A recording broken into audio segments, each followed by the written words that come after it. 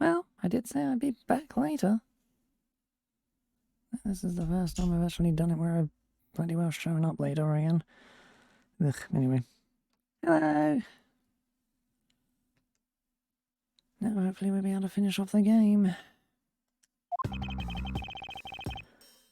So, now we know who the Yatagarasu really was.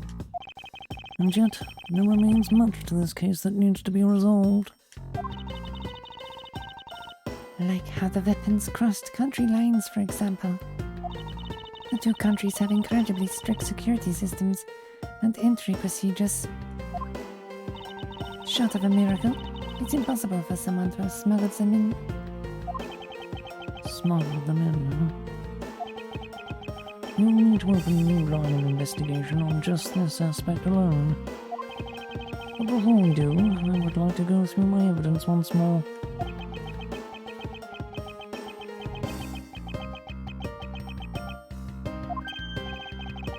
Oh, hey, there's a VCR here, sir. Now we can see what's on the tape Detective Bird gave us. This piece of evidence from the KG8 incident, hidden from sight for 10 long years. I just know that this is related to the current case somehow. Detective Gumshoe, if you could please play the tape for us. Oh, sure thing, sir.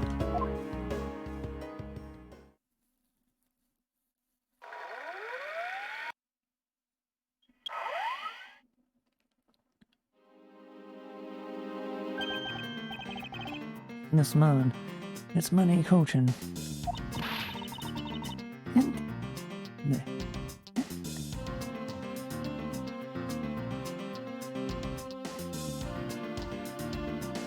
Blech. And he's holding a knife in his hand. This looks like footage from a security camera at the entrance of an apartment building. An apartment building. How do you figure that? Like you, I actually read the summary in the file on the KG8 incident. And the crime scene was the victim's own apartment. Oh, this footage was shot at the entrance to the victim's own apartment building. At the trial, Mr. Faraday claimed this piece of footage existed. However, no one could find it. Yes. Somehow, someone was able to steal it and hide it through Mr. Ernest Amano. I can see how this would have been a definitive piece, and why someone would want to hide it. Oh, well, it's a piece of evidence from a 10-year-old case. There's no way it's related to this case we're working on now, sir. Actually, I believe it has everything to do with the case we're working on now. The ringleader even went so far as to use Mr. Portsman to retrieve it. Which means that in this video lies a very inconvenient bit of footage to the ringleader. Where? Where? Wait, what was that? What? That bit you played just now. Please show it to me again.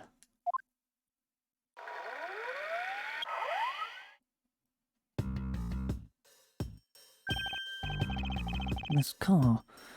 This is something we cannot overlook. What is that, sir? Look here, Detective Gumshoe. Take that! This is the national flag of the Principality of Codofia. And because it has the national flag on it, we know this to be an official government car. But the question we should be asking ourselves is, what was a government car doing here, doing there, blech.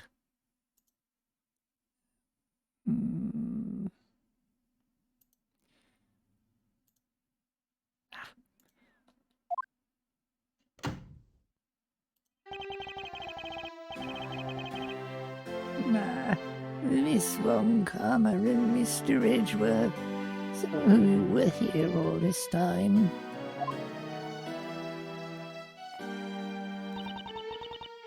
Ambassador Alba?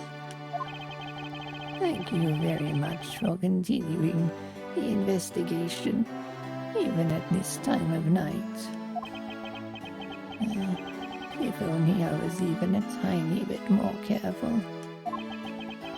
This tragedy would never have happened. I am truly sorry. This wasn't your fault, sir. This had nothing to do with how careful you were. You idiot, Quarkus. You couldn't chase after a simple thief. Now then, let's get down to the real reason why I came looking for the two of you. I would like you to put the investigation on hold for a while. Can you do that? Excuse me? I heard you've apprehended the thief that turned this embassy upside down. We are in the middle of an event celebrating our country's reconciliation. We can't exactly have the police and detectives walking around here forever. You're scaring the visitors away, so I hope that you can understand how I feel. But we must finish our investigation and resolve the remaining issues. Why don't you leave the rest to the Albastian and Balistries? Ambassador, we are so close. Just a little more and... Miss Swan Palmer, I'm afraid I've made up my mind. And without my permission, you cannot proceed with your investigation anyway, right? That's true, however. As he said at the very beginning, this area can be considered to be Albastian soil, in which case we are nothing but foreigners in their land. Is this really where our investigation ends? Shifu, we found Mr. Edgeworth, sir.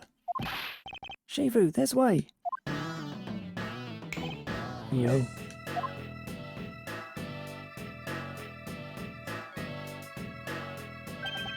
Agent Lang, you're back on the scene rather quickly. If I laid back and took a break, I'd lose the scent of my prey, Mr. Prosecutor. Agent Lang, why have you returned? Because I have to solve this case, no matter what.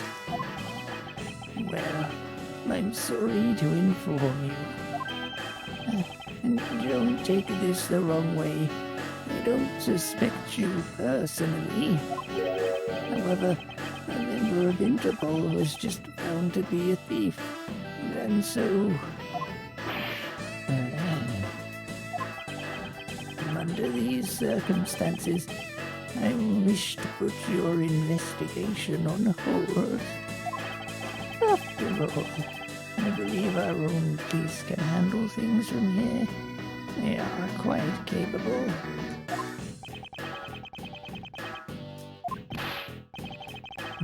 At this rate, our investigation really will come to a close.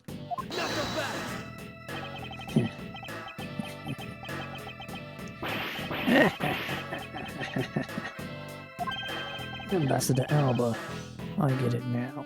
I really do.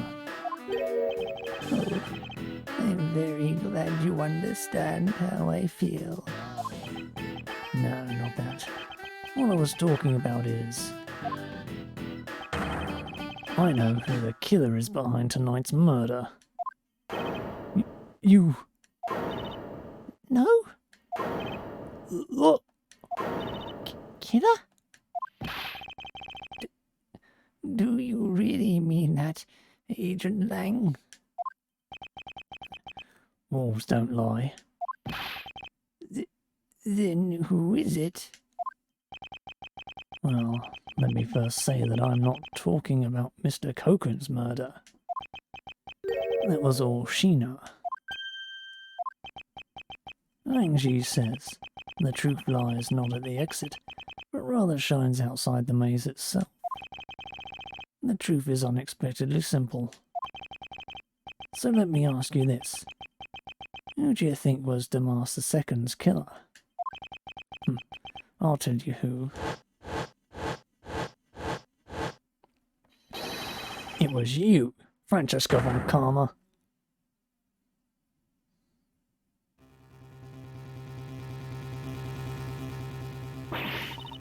I was the killer?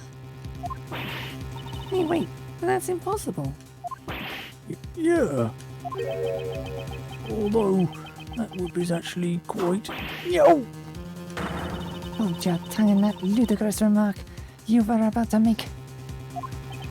Agent Lang, are you seriously accusing her of murder?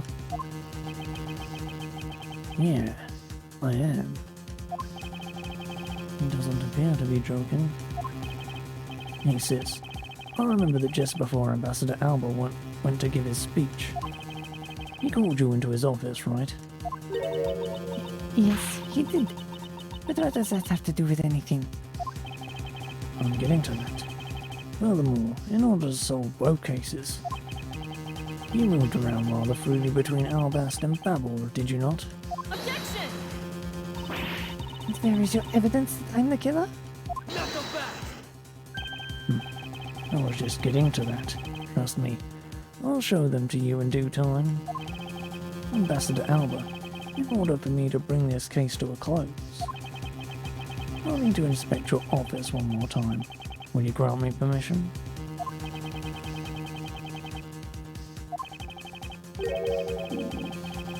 With things as they are, I suppose I don't have much of a choice, do I? Good. Then let's move out. Oh, and don't even think about running away, sis. My pack will be keeping a close eye on you. You can bet your bottom dollar on that. As if I would have any reason to flee. But just so we're clear, your logic had better be sound.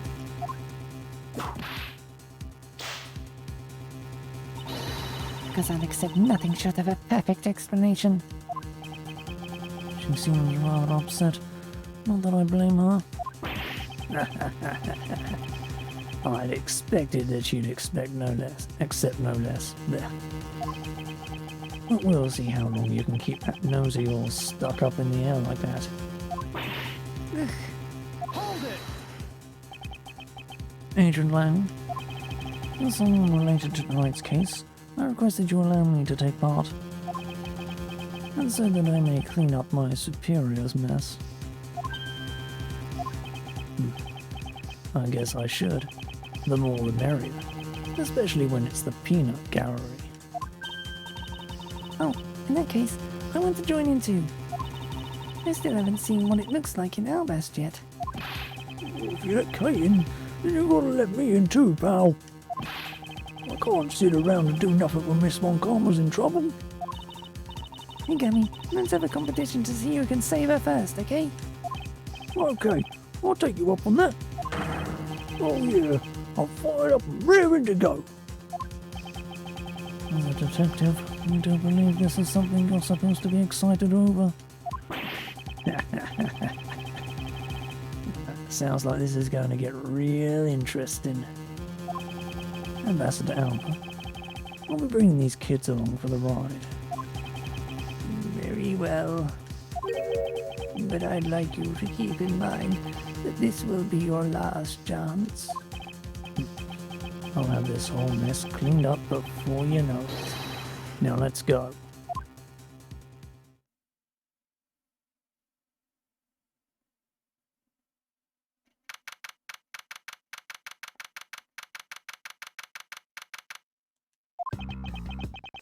Okay, now let's first go over the facts one more time. Minnie Cochrane's body was found over in the Secretariat's office in Babel. The weapon that took his life was one of Albast's ornamental knives. And the body of Damas II, Mr. Ki Shi No, was found here in the Albastian ambassador's office. Through our investigation, we found that the murder weapon was the Prima Dux statue, and that this is actually Babel's statue. In this case, no matter how I look at it. Sis, if it wasn't you, then there's no one else who could have pulled this off. Objection! Agent Lang, do you understand the full implications of what you are saying? Of course I do, sis. No, I'm serious. You were on the trail of the smuggling ring, and you wanted any evidence you could find. And so, while people were distracted by the Yakta-Karasu's appearance, you snuck in here. That's when you two ran into each other. You and that other thief who took advantage of the confusion from the fire. Objection! Even if all that were true, how do you explain the movement of the weapons? Don't worry. I plan to show you that you're the culprit behind that too.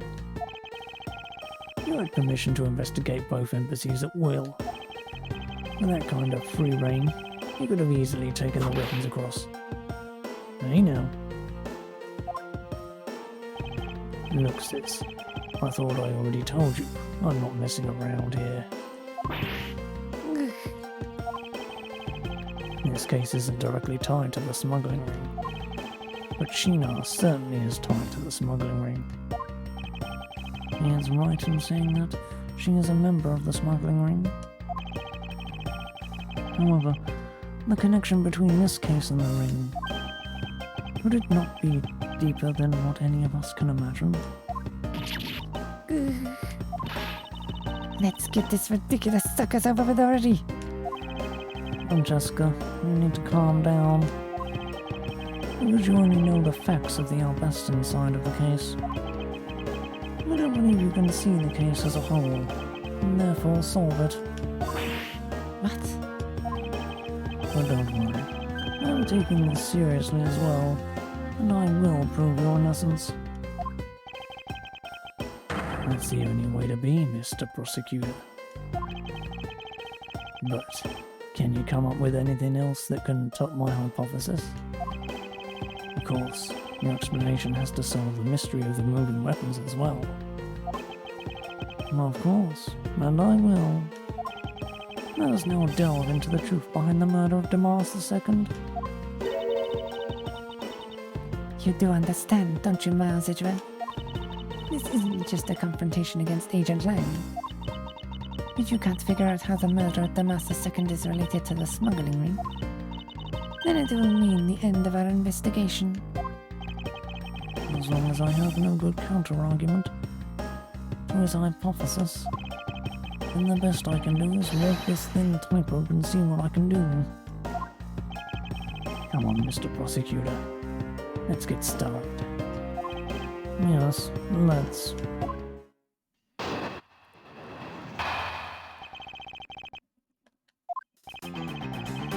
One of our best knives was used in Babel to murder Mr. Koken, and the murder weapon in the killing of Damaris II is Babel's Prima Duck statue. Somehow these two objects were able to penetrate the two countries' impenetrable security. The only one who traversed the two countries just before and after the crimes was you. So, as long as I can't explain how the weapons moved about, Francesca will remain a suspect. You got it, Mr. Prosecutor. So why don't you stop giving me a hard time? Under these circumstances, who the heck can carry a weapon across country lines? I've worked through every possibility, but there's only one that's plausible. Your boss. Agent Lang, what I've learned from you just now is that you've lost sight of yourself. What are you talking about? By focusing too intently on that which is in front of us, we become blind to the truth. Don't tell me Li Zhang never said anything to that effect. You prosecutor. Who do you think you are, speaking about Li Zhang, proverbs like that? Langzi even. I don't need his proverbs, because my words are all you will need to see the truth.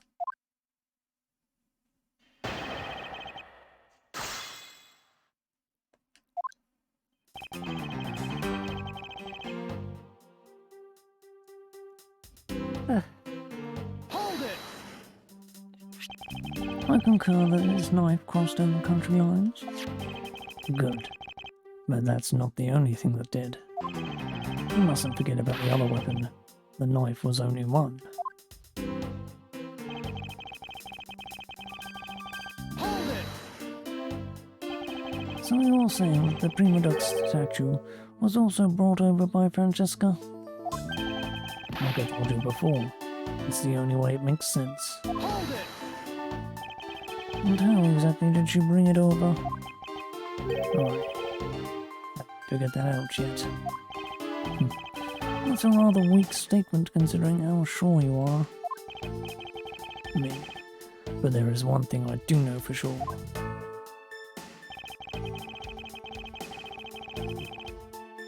Hold it! Impenetrable? I should hardly think so. Not so fast! You've seen the top of the wall between the two countries, right? Who in the world could cross over that? Yeah, not even I could climb over that thing with all that barbed wire. The only way to either embassy is through the doors in the Theatre Neutralis. So the only way for the knife and the prima duck statue to traverse the two countries is through those security camera equipped. The security camera equipped well guarded doors.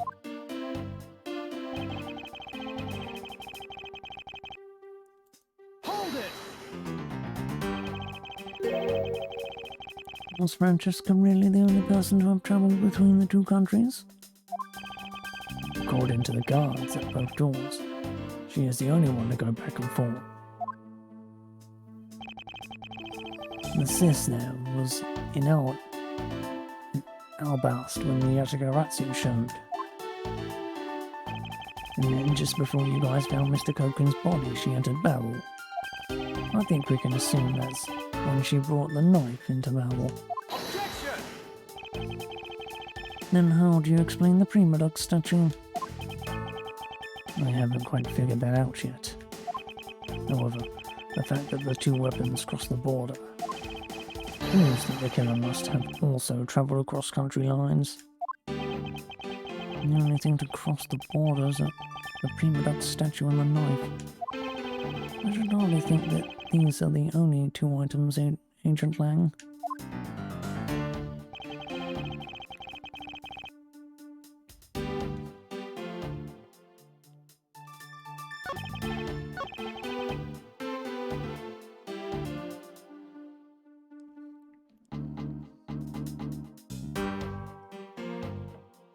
Blech.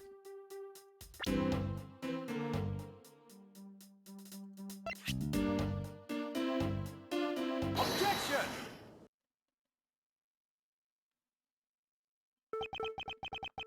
Agent Lang, these two items are not the only two to cross the border tonight. Oh. Jamal II was killed with Babel's prima duck statue, yes. But if that's the case, then tell me, where did Albest's prima duck statue go? To Babel. Precisely. And if the two statues really were switched, then this means that both statues were smuggled across the border at some point. Which means that a total of 3 items were smuggled across the embassies. I guess so. But you know what? It doesn't matter the number of items. Only that sis is the only one who could have done it. Because the only person who went back and forth between Albest and Babel is her. Is that really true? Was there no one else who travelled between the two countries?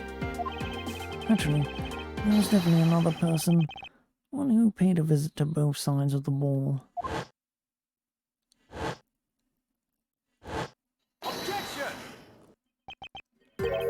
Is that really so, Agent Lang?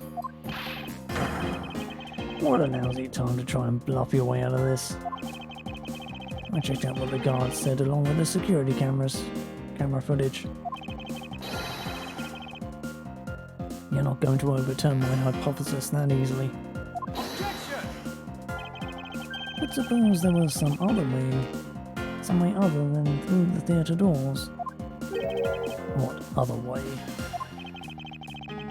The other entity that managed to cross the border unharmed, I pointed out, it would open up a whole new possibility.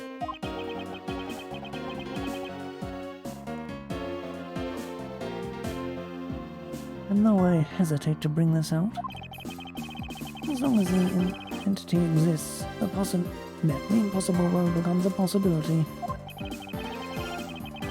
It looks like you got some clever idea in mind. I do, and I can show it to you through a single piece of evidence.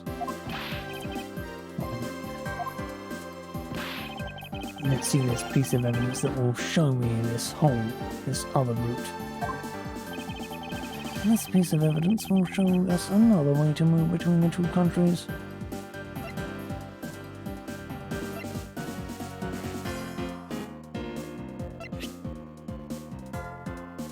Take that! Agent Lang, I'm sure you are familiar with this unforgettable photo. That supernatural photo, like I said before. Humans can't fly. No, of course not. I understand that perfectly well. And don't start claiming that Shina somehow grew wings either. I wouldn't dream of claiming that. And I won't allow you to take back what you said either. I'll say it again. It's not humanly possible to fly through the air without wings. So you'd better give a good explanation for this, Mr. Prosecutor. How can I prove who it was that flew through the air in this photo? Wait, not humanly possible. Eureka! Very well, you will have your explanation.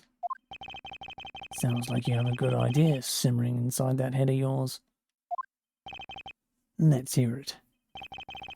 The face hidden within this photo's blurry, trailed shadow is...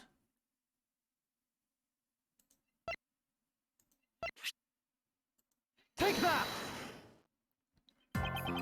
Naturally, the shadow was the third smuggled object, the Prima Duke statue replica. You can't be serious. Yatagarasu, or rather Callisto Yu, dressed as Agent Shina, was inside Babel. She dressed the replica statue up in clothes and launched it through the air. Knock him back! Mr. Prosecutor, you left out a very crucial bit in your explanation. I know I did. She launched it through the air. And how exactly did she do that? He's literally baring his fangs at me. But he has a point. How exactly did it move through the air like that? As long as this remains unsolved, we won't be able to move any closer to the truth. Which reminds me, didn't you say this earlier? Hey sis, I remember that just before Ambassador Alba went to give his speech, he called you into his office, right? So, just before the murder, Francesca was called here, right into this very room. If that's the case, then that may be another avenue I can pursue. Agent Lang, in order for me to answer that question, I will need to hear testimony from Miss Von Karma.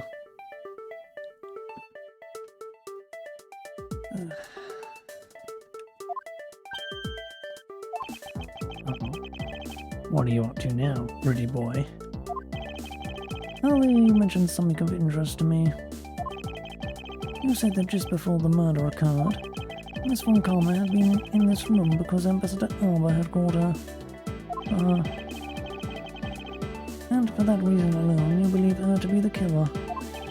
I guess I did say something like that. In that case, I believe it is my duty to ask her what her side of the story is. Do you really think a criminal would tell us the honest truth? How dare you? As I said numerous times, There is absolutely no proof that I am the killer. Miles Edgeworth, don't tell me you suspect me too. I don't. However, I can't ignore the fact that you were in this room at one point in time. Which is why I would like to hear about your movements in this room. Francesca, I feel that I still don't have enough information. Which is why your testimony is incredibly important to the outcome of this case. Alright. So, what would you like me to talk about? I'd like you to please testify to your movements in this room until the murder occurred. Alright, let's try this your way for a change. But if what she has to say turns out to be a waste of time, I'll place her under arrest faster than you can hell know. As you wish.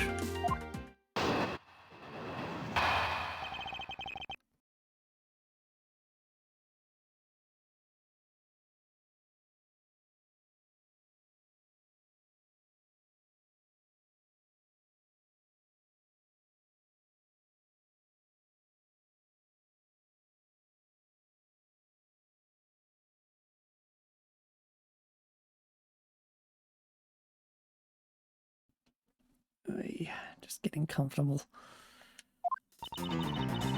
As I said earlier, I was assigned to guard duty in the Albastian embassy. After I saw the steel samurai on his way toward the office... after I saw the steel samurai off on his way toward the ambassador's office, I returned to the Rose Garden for a bit and checked up on the security situation. After all, the preparations were in place. I was called back by Ambassador Alba to his office. Francesca, I want us to make this clear from the very beginning. And what I wish to confirm is that the only time span in which you were in this office was before the murder occurred. Is that correct? Yes, of course. I see. But now the only way that I can see for us to break out of this situation is to ask Francesca about her testimony in more detail.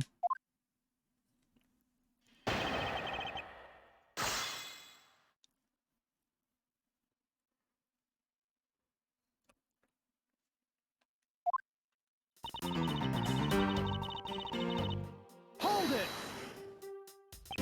I thought your duty was to fact-find anything you could about the smuggling ring.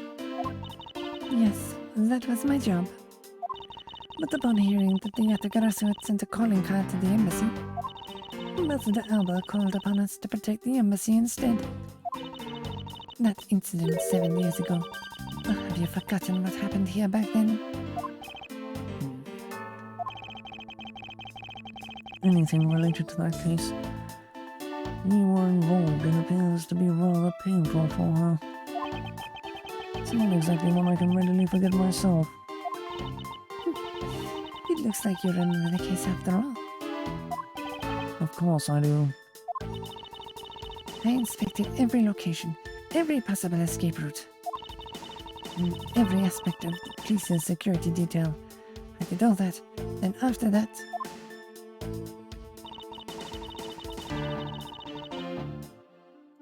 Hold it! So, you were at the theatre as well?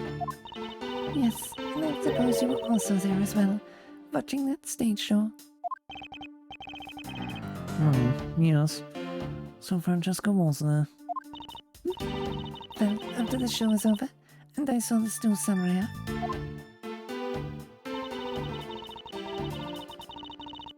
Hold it! Why did you need to confirm the degree of preparation for even the speech? for security's sake, of course. What other reason could I have had? No one noticed how the Yatagarasu had planned on getting in, right? Yes, I suppose you're right. And in the end, the Yatagarasu did choose to appear in the Rose Garden. Even if it did turn out to be nothing more than a shadow. Who would have thought that she would use her shadow? Calm down, Francesca. She must still be nursing a grudge over the fact that she couldn't figure it out herself. Anyway, there was no one in the rose garden. And we are aware that the speech was set to start soon thereafter.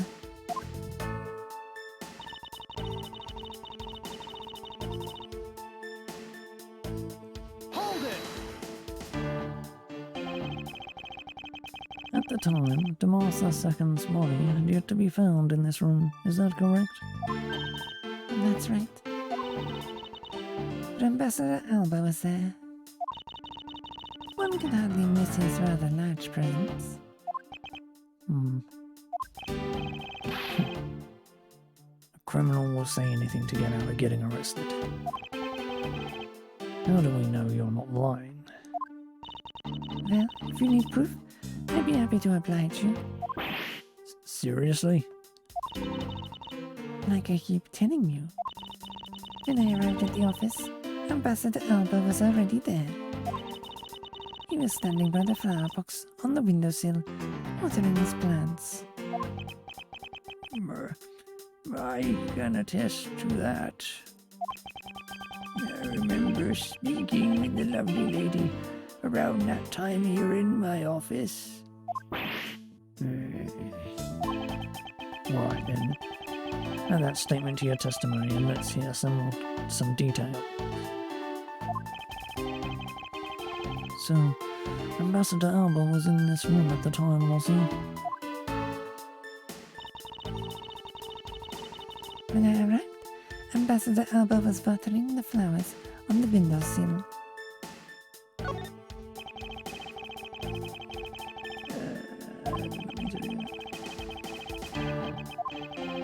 Come on.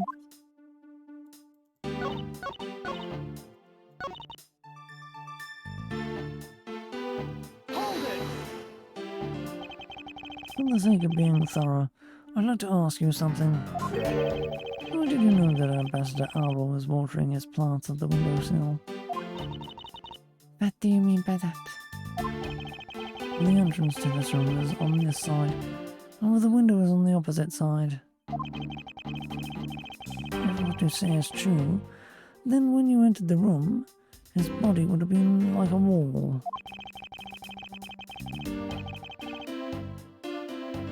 He would have been blocking your view of what he was doing. Isn't that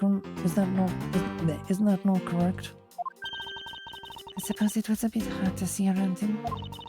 But fortunately for me, Ambassador Alba is not an immovable wall. I knocked before I entered, and as I did, he turned around to greet me, with a watering can in his hand. So it's only natural to believe that he was watering his plants, right? I suppose. After his greeting, we spent a little time talking about his flowers. He had attained them himself, and is growing them with the utmost care, you know.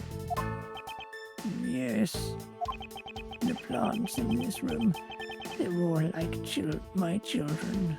The passion flowers in the flower box on the windowsill are growing beautifully too.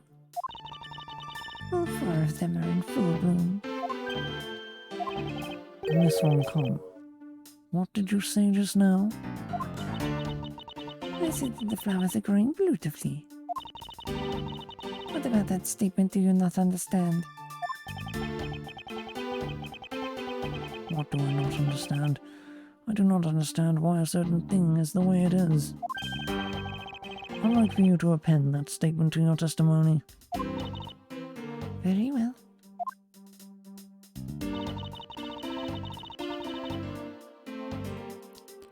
There were 4 large passion flowers in full bloom in the flower box.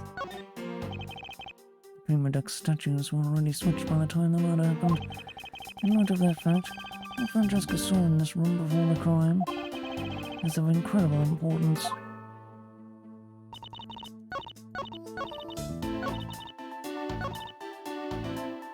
Hold it! I'd like to confirm this with you one more time. There were 4 passion flowers in the box in bloom in that box, correct? Yes. I should hardly think I could have miscounted such eye-catching flowers.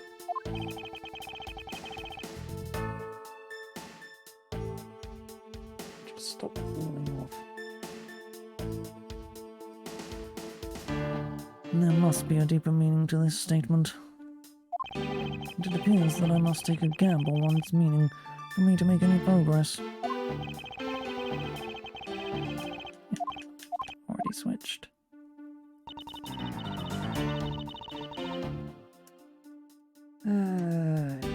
Excuse me a minute.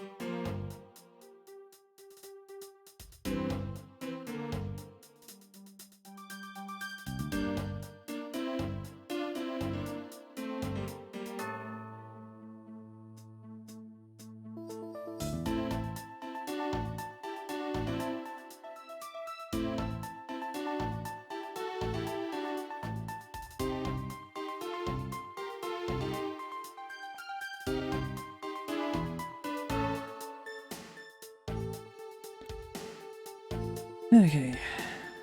Just had to go splash some water on my face because I was feeling blech. I can get a cup of water, but ugh. That was weird.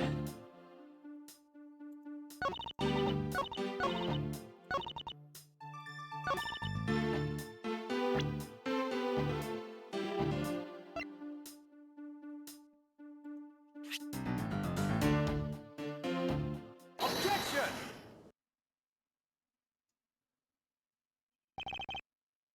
Francesca.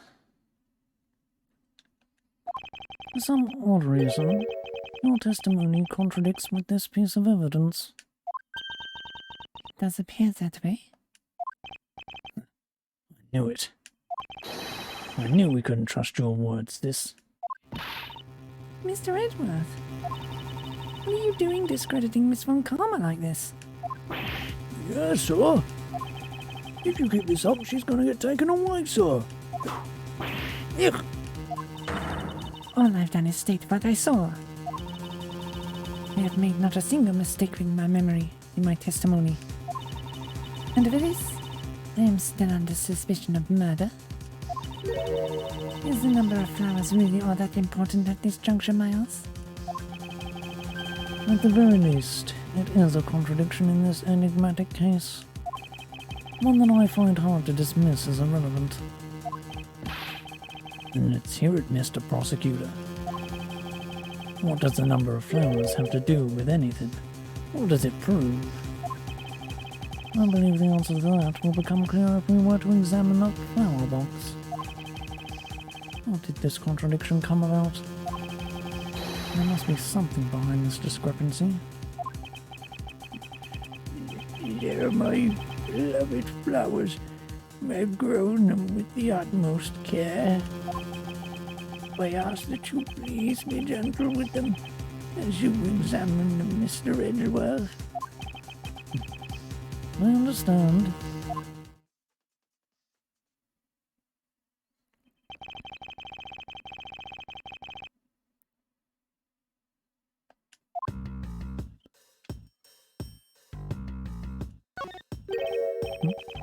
This patch of soil looks as though it had something removed from it. What are you doing, Mr. Prosecutor? Why'd you clam up all of a sudden? I'm still here waiting for an explanation, you know. Did you know, Agent Lang, flowers are best appreciated in silence? Looks like two things were pulled out of this flower box. Named these flowers, I believe they're called passion flowers. Despite being called flowers, they are actually a species of vine. They appear to be growing well and are very supported by these plant supports. Yeah, but no matter how I look at it, it looks like there are only two here, to me. You realise, don't you, sis? Your little lie has failed you. Miles Edgeworth, hurry up and shut this man up for me already. I suppose I will need to use some evidence to shut him up, won't I? I believe I have just the piece of evidence you require. Oh, you do you? You have such confidence in the face of your current plight. I highly doubt it'll last until the end. You howl like a wolf, Agent Lang. But we'll see if you have any bite to back up that bark after you've seen the evidence. The truth the passion flowers reveal can be seen in this piece of evidence. Take that! Sheena, who was supposedly in Babel the entire time, had these hair sticks on her. That look exactly like the plant supports in this flower box. In other words, I believe it can be said that these hair sticks are in actuality support sticks for the passion flowers. And so what? Is this really all that important to the case? Of course it is. It means that we found yet another item that was smuggled between the countries tonight. Yeah. Think about it logically, Agent Lang. These sticks were originally in Albust, but somehow they wound up in Sheena's hands, who was in Babel the whole night. So make no mistake, these sticks were smuggled somehow, just like the knife in the statue. Very well then. I want to hear from you exactly how they wound up in Babel. How did these support sticks find their way to Babel, and why?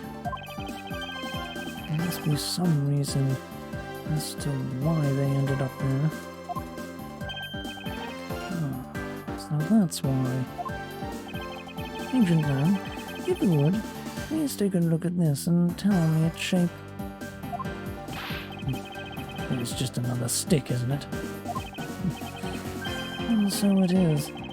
But the shape of the support sticks is what is important. But when they are used with something in this room, that's when it all comes into focus. And the object that completes the picture when used with the support sticks is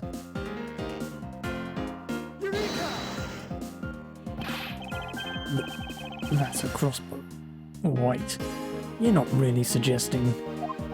I am. These hair sticks, or rather plant support sticks, they make for perfect arrows. Yeah! I've done it. I found the common thread that connects the two offices. This thread is yet to be completely untangled. You've been using the arrows. How does this explain how the statues were transported?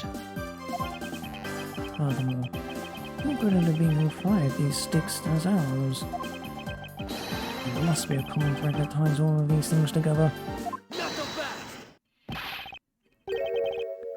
Mr. Prosecutor, hold up a second. You do realize what happens when you tie a statue to an arrow, right? They don't fly at all.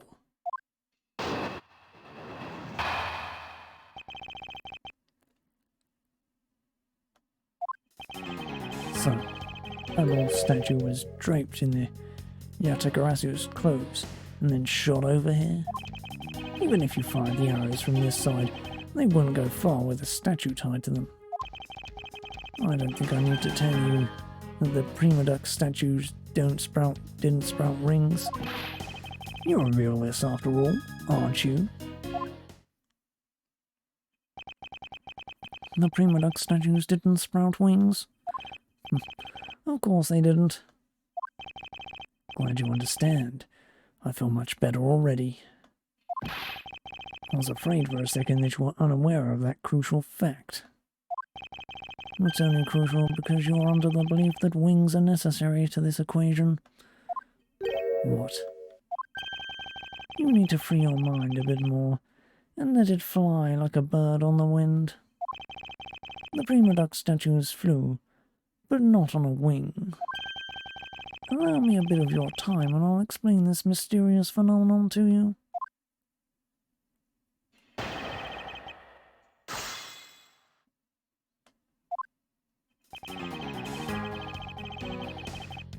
Hold it! But that incredible scene just happened to have been caught on film, resulting in this photo. And what an incredible scene it was.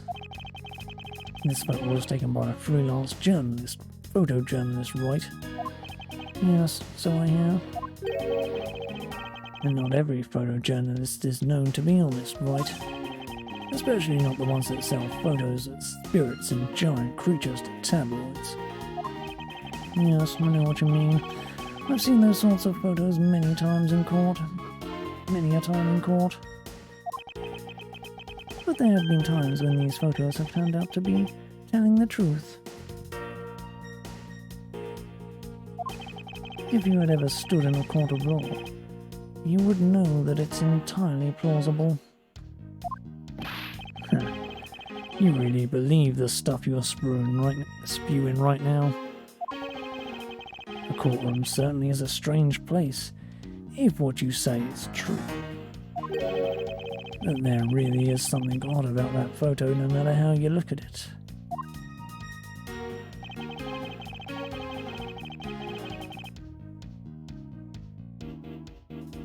Hold it!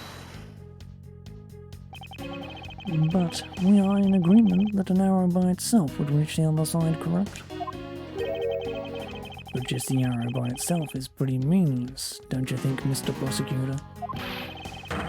Because the things they wanted to smuggle were a lot bigger than nothing. No, that's not necessarily true. What? What I need right now is not further discussion of my conclusions. It's the launching of my conclusions. What the shooter wanted to launch with the crossbow was not the statues themselves. Rather, something a crossbow can launch that can be used to move the statues.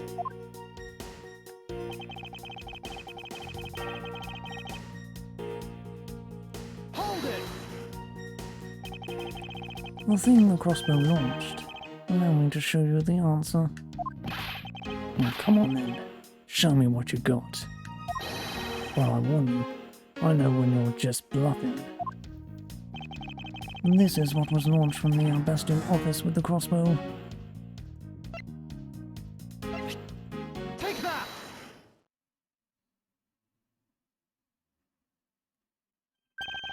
Finally, we have reached this point in our discussion. I present to you that which was carried by the arrow from the crossbow. I get it now, Mr. Prosecutor. I can see exactly what you were trying to say.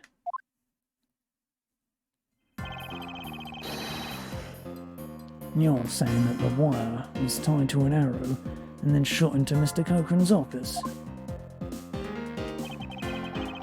All the way from the 5th floor of the Albastian Embassy down to the 3rd floor of the Balbonese Embassy. If what you're claiming is really what happened, I can see how Albast's Primaduck statue could be moved. Gravity could be used to move the statue down the wire from the 5th floor to the 3rd floor. But then what about Babel's Primaduck statue? The dark shadow in this photo is clearly flying away from Babel. Going in the opposite way of gravity from the 3rd floor of the Balbonese Embassy up to the 5th floor of the Albastian Embassy. How do you explain that? I think I finally see how the gears behind this whole trick works. Agent Lang, the motions used behind this trick. I wonder if perhaps you have yet to envision how it works in your head. Motion? What motion?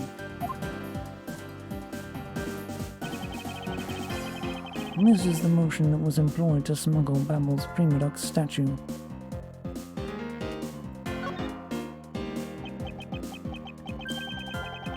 I believe it was done via rotary motion. If the two statues were transported simultaneously... Get real, the statues will collide somewhere along the way. Did I ever say there was only one line of wire between the two officers? If you shot an arrow with the two ends of wire tied to it, a circular belt can be formed.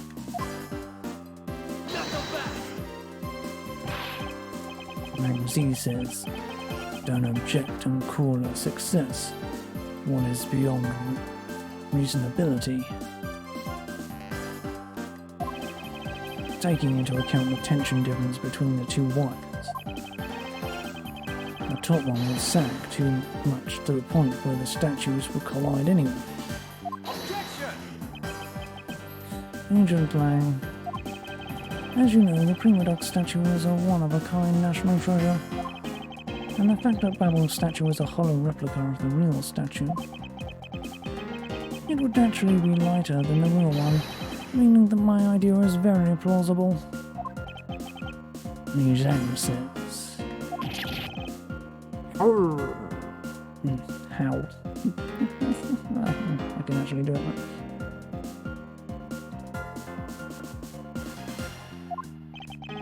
Not in his voice. Here is what I believe happened. Miss Yu and her mystery co-conspirators set themselves up in the two different rooms. The co-conspirator bridged the rooms by shooting the two ends of the wire down on one arrow.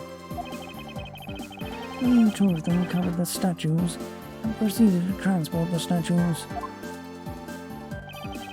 After the switch was completed, another arrow was fired, carrying the other end of the wire down to Bumble, where it was to be disposed of. And to do that, Miss Yu hid it inside the grandfather clock, QED.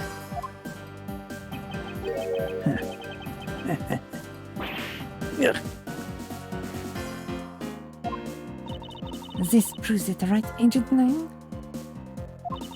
That I'm not the killer? Not yet, sis. I still haven't had my dessert yet. Right, Mr. Prosecutor? The proof is in the pudding, as it were. Pudding is not a nice dessert. pudding is a nice dessert. So, do you think you can do it? Can you prove that what you said is what happened? Because remember, if you can't, I'll be taking a certain someone back home with me as a souvenir. I agree. As long as there is no proof, my hypothesis remains just that.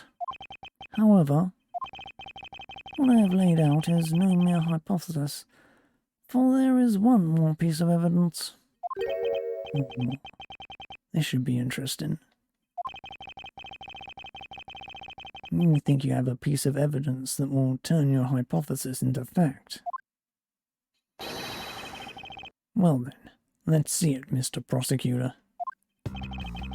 The thing that made it possible to create a circular belt out of a length of wire. I know that it is right here in this very room. No. I believe this is what made the circular belt transportation method possible. Take that! Looks like you dropped another bomb on us again. The last piece of the trick are 2 pulleys. Precisely. The ceiling fans double as pulleys in this case.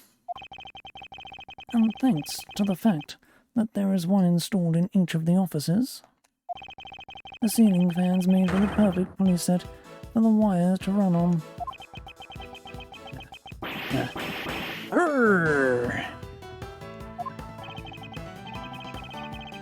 This must be it. This is how the smugglers bypass the impenetrable security.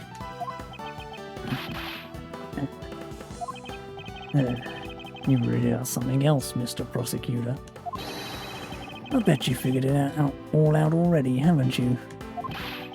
You know who the big hotshot that set up this real-life stage show is, don't you?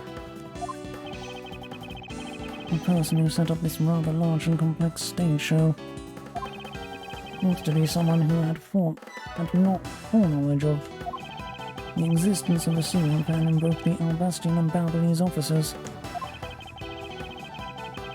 and that the passion flower support stakes could be used as arrows. The real mastermind behind this case. Well, don't you dare make this wolf wait for his food. Why are you so hesitant, Miles Edgeworth? You can't say who it is. Why don't you present something like you always do? A single point of the finger here, in this case, will explode into an international incident. However, it's already too late for me to stop the forward momentum. It appears that I have no choice now, but to rush in. There is a piece of evidence that will point us to who the mysterious mastermind is.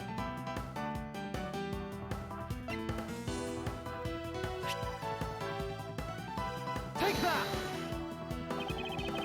This smuggling could not have been possible without the use of the crossbow. Furthermore, the arrows that were shot by the crossbow were plucked at its very, as it were, from the very flower box in this very... were plucked, as it were, from the flower box in this very room. They were planted so long ago that the passion flowers had the time to grow so big that Miss Von Karma didn't even notice the arrows when she visited this room today. On top of all this, the fact that the culprit knew that both offices had ceiling fans tells us that the person has very detailed information on the embassy's layout.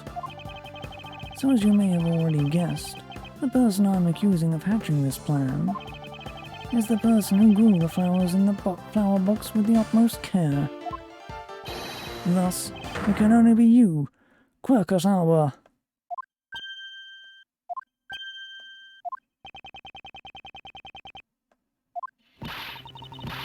you out of your mind, Miles Edgeworth? I'm certain of what I am saying, and I am sure that he is the culprit.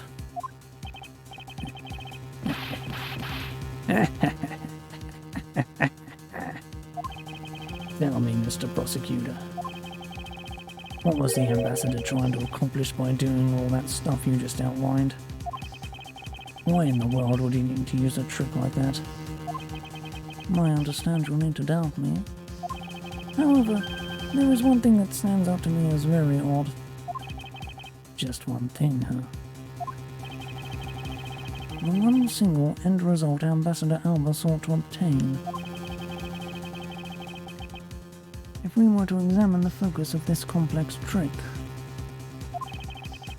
I believe we will finally find the answer to everything.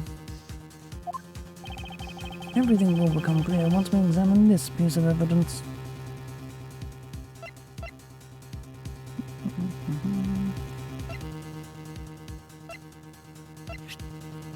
Take that! I would fully understand the reasoning had the situation been the reverse. However, to go through the trouble of swapping the real Primadox statue for the fake, I sense a very shady reason for such a bizarre action. And who better to ask for that reason than King Primadox himself? I see. Ambassador, we'll be examining that statue now, with or without your permission.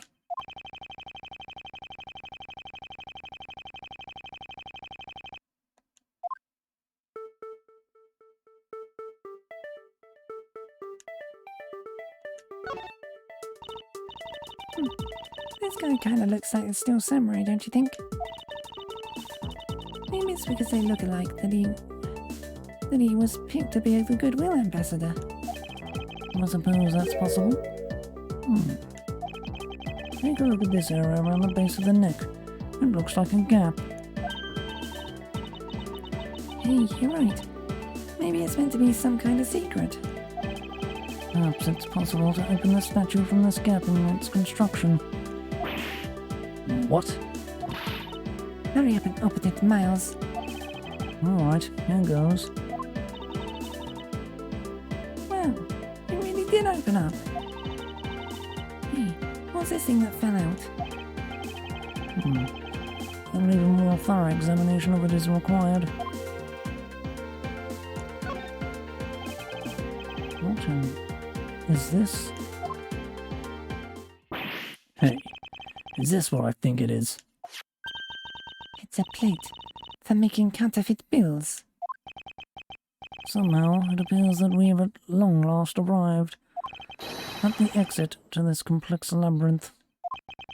We finally hold with our hands one of the counterfeit money plates, and the reason why the replica was smuggled into Albas to begin with.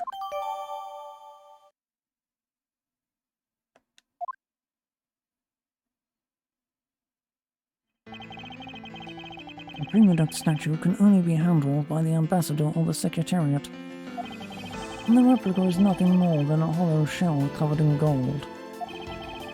These two circumstances make the statue the ideal object in which to hide contraband. After receiving the statue containing the counterfeit plate from Shinnah, the ambassador had the misfortune of accidentally running into Damas II. Surprised by the thief, the ambassador raised the replica statue at Damas II and then, in order to frame the still samurai for the murder, he covered the samurai sword in blood.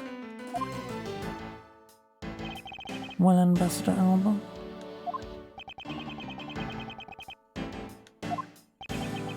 You're the leader of the smuggling ring. My country's a mess. And it's all because of you.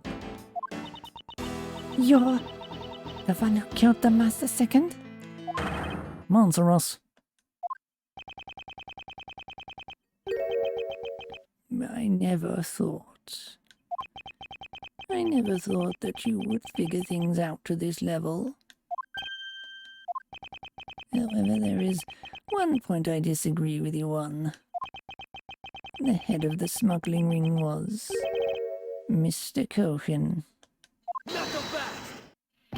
Quit screwing around.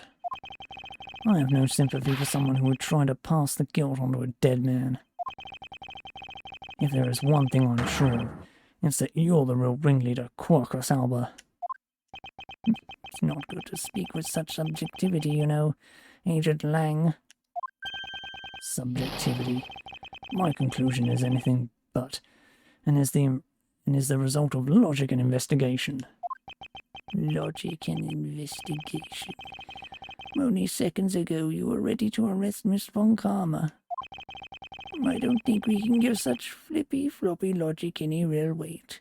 Do you?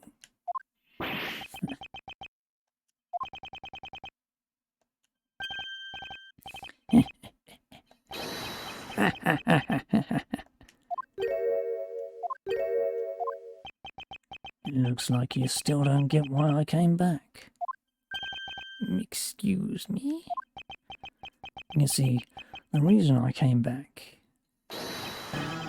is so that I could sink my fangs into your wrinkly old neck. From the very beginning, my real target has been you. What? Agent Lang, I demand an explanation. Sorry, sis. I didn't mean to put you through all that. I knew you were innocent from the very beginning. You did? I knew that this whole incident had been meticulously planned and prepared for. So naturally, the occupant of this room, Ambassador Alba, seemed the most suspicious. But without the ambassador's permission, we couldn't get in to take another look around. Ah, so that's why you put on that big show to accuse Francesco of the murder. Using Francesco as the bait, you were able to gain us entry and investigative rights. Yeah. If I hadn't done that, I doubt the ambassador would have given the okay to poke around. So that's what all this was about. Very well, I will forgive you. But in exchange for using me as bait, you will take some responsibility and help us find the truth. Agent Lang, for giving me such a great opening, I thank you. You know, I just knew, Mr. Prosecutor, that somehow if we were able to find some proof by investigating this room, then you would be able to figure out the real culprit with your special brand of logic. All that evidence, the evidence detectives collect combined with the logic of a prosecutor. That's just as it should be in a prosecutor-detective team, right? I don't know about all that. But one thing I do know is that I'm itching to see that old man get what's coming to him. Oh, you're quite scary when you want to be, aren't you? You were the one who was planning to use me to push all the guilt onto the sis. But unfortunately for you, you misjudged me. Agent Lang, I wish for you to stop trying to intimidate me. What we need right now is evidence and proof. I wonder if you have what is necessary to prove that I am the head of the smuggling ring. Objection! Don't be such a sore loser. If you really are the head of the smuggling ring, then you should acknowledge your crimes with dignity. Dignity? That is nothing more than a fool's insincere display of strength. If you really wish for me to acknowledge my crimes,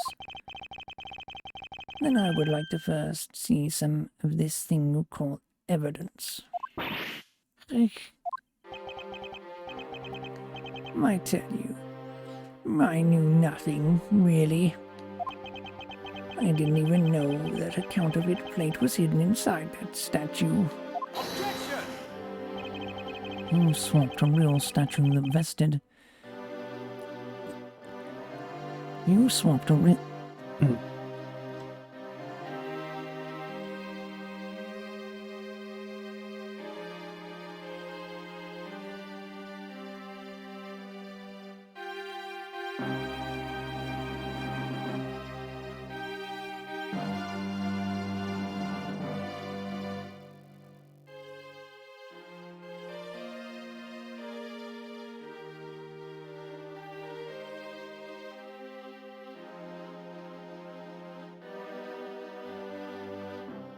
Ugh. You swapped a real statue that vested in your country the authority to rule for a fake. It doesn't make any sense that you didn't know anything. It doesn't make sense. Where doesn't it make sense? Can you prove that it doesn't make sense?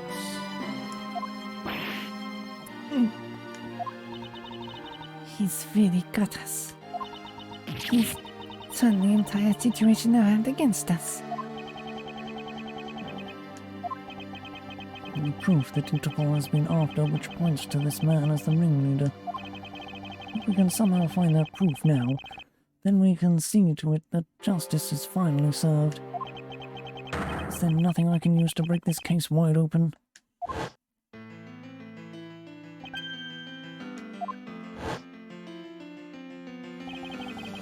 The trump card and the videotape. With those two items, you might be able to finally bring this man down. But the card is evidence for a case that Mr. Faraday hid away in secret. And the tape was stolen by Detective Baird. And the police. They're both illegal evidence. No matter what, the protector of the law can't be allowed to use such pieces of evidence. Needless to say, we Von Karmas are commanded to achieve nothing but victory, and by any means necessary. The only way to bring someone like that to justice was to do so outside of the courts. That's what we thought at the time. I no longer follow the path of Manfred von Karma, and I won't follow the path of the Atagarasu. This leaves me with what? What creed will I believe in? I want to pursue the truth, and I will sully my hands in illegality. And if I want to pursue justice, then I will lose the truth. What is the law, and what is justice? And which path is a prosecutor supposed to follow? That choice is what I must make, by my own hand, here and now. There is no limit to the law. Any limit that exists was set there by man. When a person goes beyond that limit, then the law too crosses into new territory. For what reason were laws invented? The answer to that is what I must now show. Ambassador Alba, I wonder if you might recognize this. Oh, I wonder what that card is. I've never seen that before in my life. It's a directives card, used by the leader of the ring to relay instructions to his subordinates. Oh, is that what it is? This card was sent to the real culprit behind the KG-8 incident 10 years ago. A man by the name of Mr. Manny Cochran. Oh, so why do you have such a card in your possession? Because it was hand-delivered to me by a certain great thief, the Yatagarasu. The Yatagarasu gave that to you. Don't talk nonsense, but let's be serious, Mr. Edgeworth. Do you have any proof that the card contains directions from the ringleader? I'll have you know that the card is not the only thing I was given.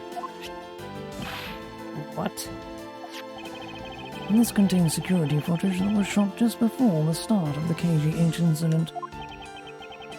The KG-8 incident? The card and the video. These two pieces of evidence are what will seal your fate. Very interesting. I must admit I am very curious now. Very curious indeed in these case-deciding pieces of evidence you presented. I pray Unfortunately, the Yatagras who has been chasing all this time now stands before me. I can't allow this man, who has had free reign for 10 long years, to simply walk away. Now is the time for me to bring to fruition the valiant spirit that was given to me.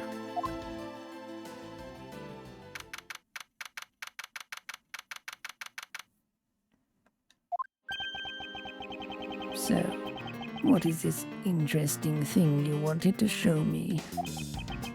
And the trump card and the videotape. These two pieces of evidence together make for the ultimate hand. And this is where the real meaning behind Detective Bad's words will be realized. Detective Gumshoe? Yes, sir.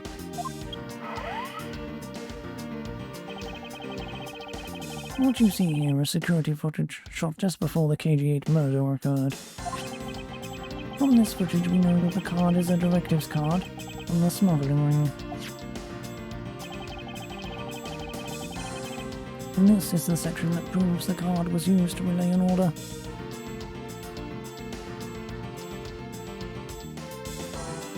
Take that! As you can see, Mr. Copen is holding the card in his right hand. I see. The killer is indeed holding a card with the exact same design on it.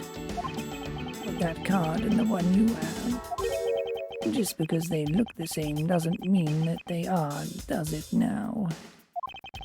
But there is a very easy way for me to prove that they are in fact one and the same. All you have to do is simply take a look at this.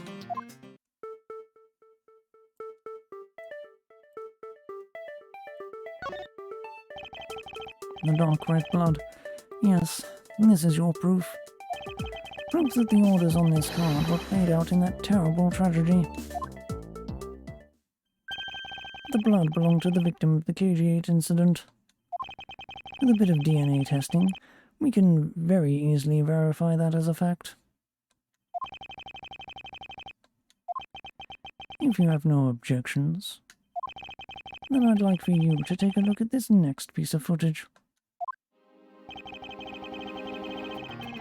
This car that passed by in front of the victim's apartment building. It's an official Cadofian government car. What? Detective Gumshoe, if you could please magnify the footage.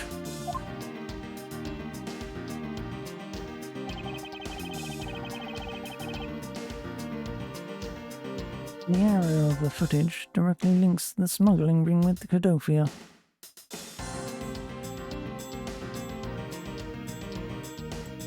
Take that! And the shape of his pocket and the directives card in it. It tells us that without a doubt, this person in this car is Mr. Hogan. The license plate on the car was also captured by the security camera. And with it, we can easily find out who was sitting in this car on that day 10 years ago. Which is why I can say with confidence that you were riding in this car on that day. Ugh.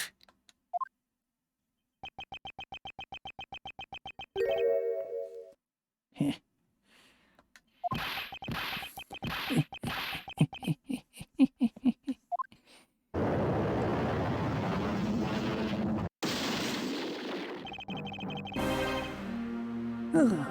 You've done well, boy, to make it this far.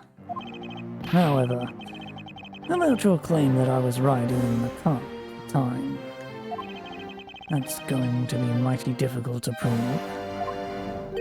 Oh, so the Principality of Cadofia no longer exists.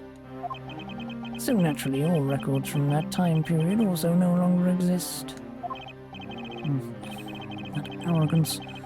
What he really means is he's already erased all traces of them.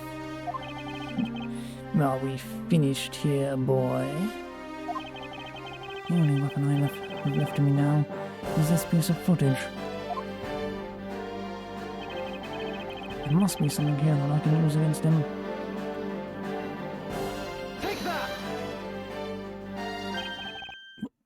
What the?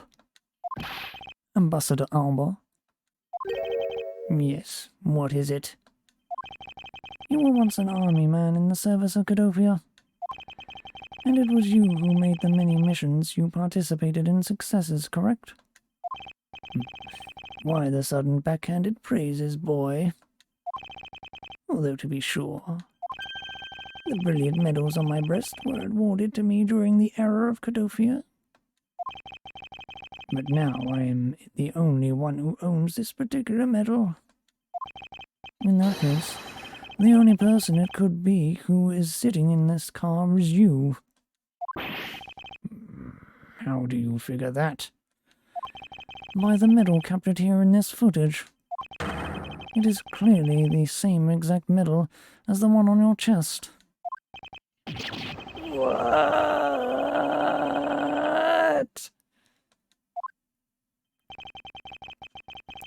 This is how it will be, but I won't look back.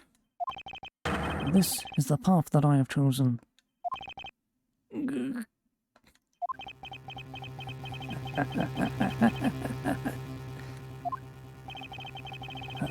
You've moved me with your devotion to this case, Mr. Edgeworth. Why is he taking such an arrogant stance with me? It's almost looking possible, isn't it? With a lot of you to have come this far. It looks like I just might lose our little game this time. You might lose the game this time? You don't get another round, Mr. Ambassador. Is that a fact? Very well. I've decided to confess and admit my guilt. You're going to confess? And I will accept whatever punishment that may come as a result. What the? Regarding the Damas II murder, I admit it. I did it out of self-defense. You're claiming it was justified self-defense? Damas II attacked me, and I felt that my life was in danger. If I hadn't done what I did, I might be the one you found dead instead of him. Pathetic performance. I'm not giving you one. Wow, you two really know how to laugh at inappropriate times. If you wish to claim it was justified self-defense, then we will need some evidence. It's always the evidence with you, isn't it? But if that's what you require, I'll provide it. That man left a mark on me when he attacked. What? I don't particularly want to show it off, but this is proof that it was in self-defense. I'm an old man, and sometimes I don't pay enough attention when I should. But the Master Second didn't have a single weapon on his body.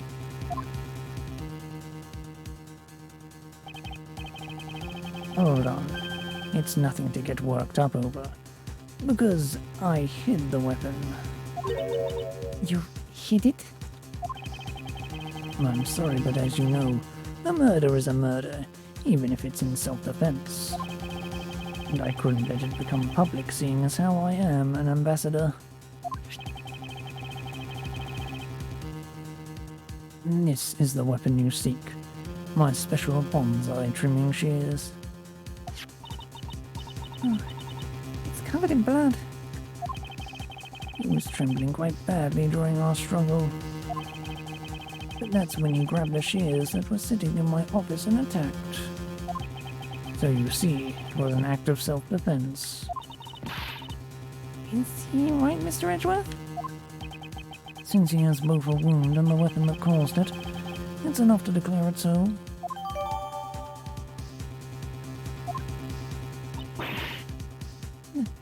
No way!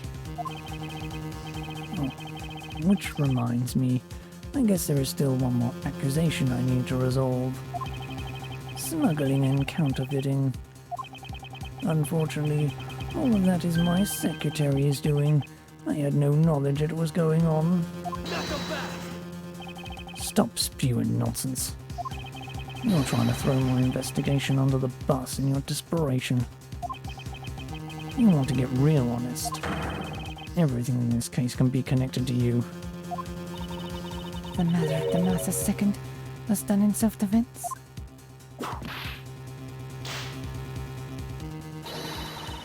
In my trials, no man escapes his crime alive. Perhaps so, if you were my opponent in court. However, there is one very important fact that I think you may have forgotten. And what is that?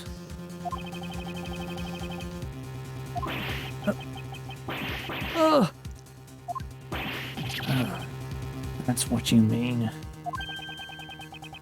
Extraterritoriality. That's right.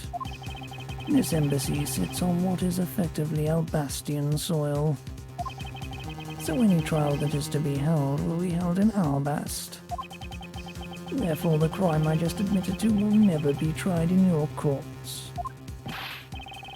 Agent Lang, what is Interpol's stance on this? Agents investigate him. Agents investigate. That's our job. The judgment of people who have confessed to their crimes. It's the court's job. And I've already confessed to all of my crimes, Agent Lang. Furthermore, by the very nature of my position, I have full extraterritorial rights. Those rights are effective even on your country's soil. Therefore, no matter where a crime may take place, I will never stand trial in one of your courts. And that arrogance and your expression. It's nothing like the face of someone who is ready to accept the consequences. Don't tell me you have your own country's judicial system eating right out of your hands.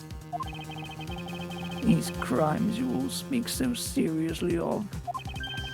To me, this has been nothing more than a game. You may chase me out of this embassy with your accusations, but it's no big deal. Albast has numerous other embassies in other countries around the world.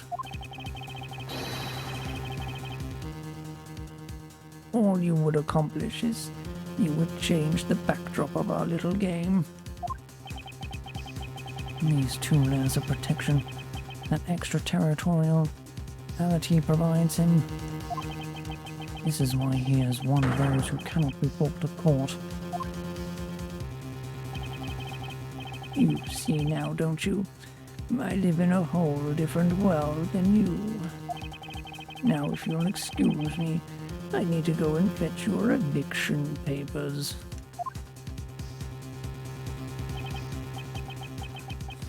Is there nothing we can do?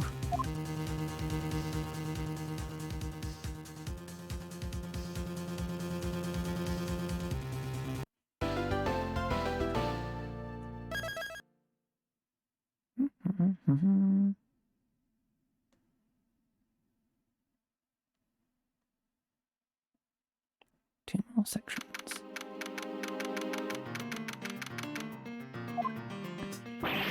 I can't believe it, sir.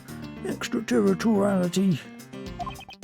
Yes, and there is nothing we can really do about that. In the end, we didn't have enough authority to bring him to justice. Can't believe it, even though we know he's the boss. We can't lay a finger on him. I know. Hey, Mr. Prosecutor. Sorry to skip out on you, but I got some business to take care of.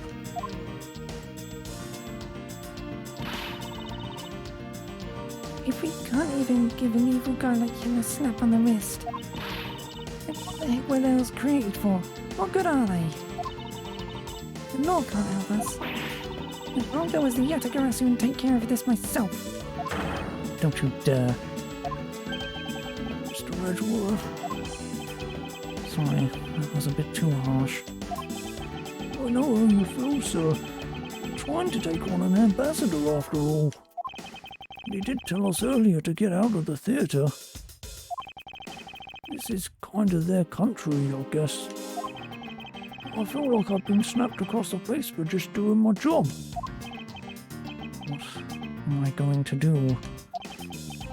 I retreat for now and formulate a better plan of attack? Come on, everyone. We can't give up yet. Okay. I want you to think about something for a sec.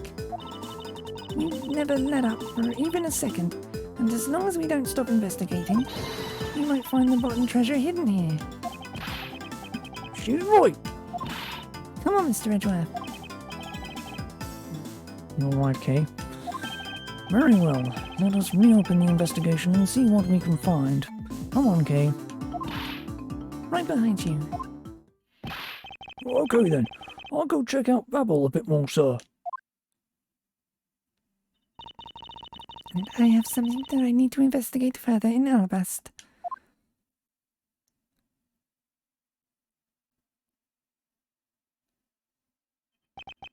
Now then. Before I gather any more information, I should do a bit of housekeeping.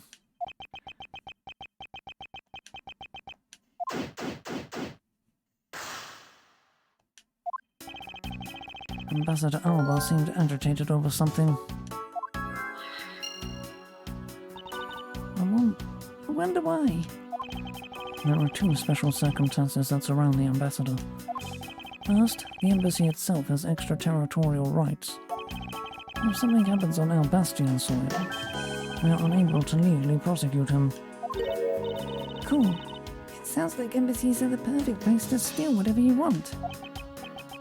And murder demands the second, run a smuggling operation to make counterfeit bills, apparently. But I thought all the counterfeiting was done by Mr. Cohen in Babel. Yes. He apparently used the embassy's coupon printing press to do it. But it's the same story over there anyway. Babel also has extraterritorial rights. Brings me to my next point. The ambassador's extraterritorial rights. Those rights are effective even in our own country. Really? No matter what happens, he can never be tried in our courts. He retains some very special rights indeed. Basically, no matter what wrongs he may commit, we can't bring him to trial here. So I guess we really don't stand a chance, do we? We might stand a chance if we can somehow nullify either one of his special rights.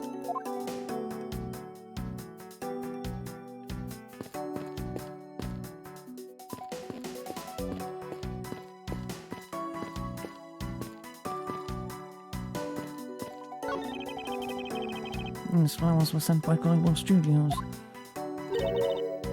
Global Studios? And that's why they filmed the Still Samurai television show. They've been producing hit after hit recently, so the studio is being remodeled. Oh, I read about that in the papers the other day. That mascot of theirs is also getting a facelift too, right? What's its name? You mean Miss Monkey? Yeah, I thought it was something like that. You really have a great memory. Never underestimate my powers of recollection.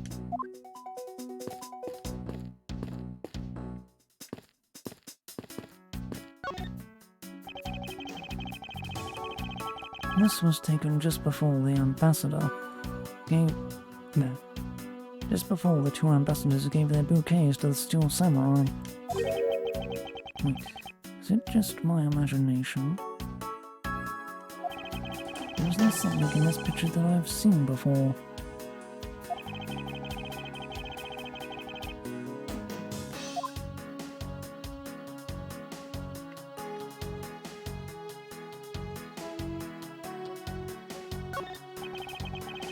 Appears to be a bouquet of version...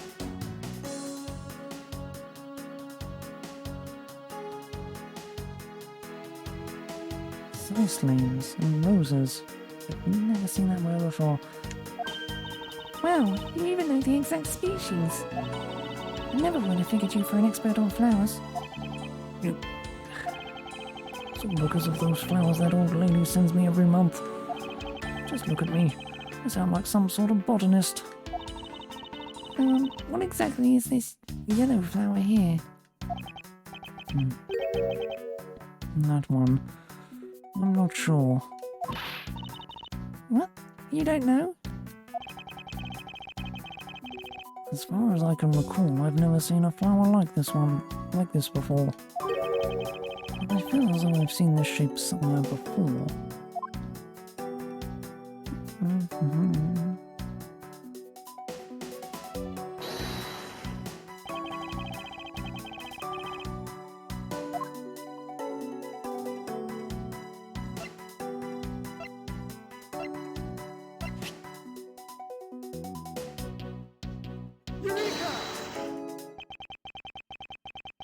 Babel's national symbol is the butterfly, and Albus is the flower. It would appear that someone is employing the old hide a tree in a forest trick. What are you mumbling to yourself about? Wait, what? The handle of this knife. Ah, Yes, it's the handle that was supposed to be on the blade that killed Mr. Cochrane. The weapon that killed him was carried through the theatre neutralis. In the very bouquet Ambassador Alba was carrying.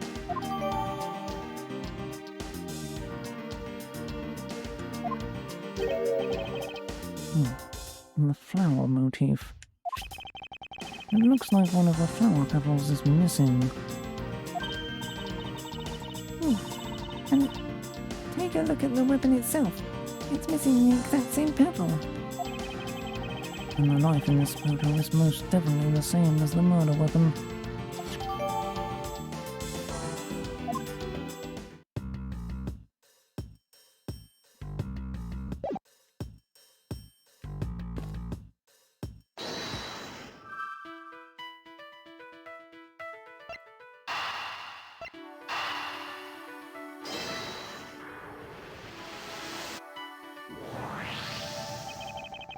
We know that the counterfeiting bills were printed using the embassy's press, but the necessary materials such as the Barbady's ink and paper must have been hidden in a secure location.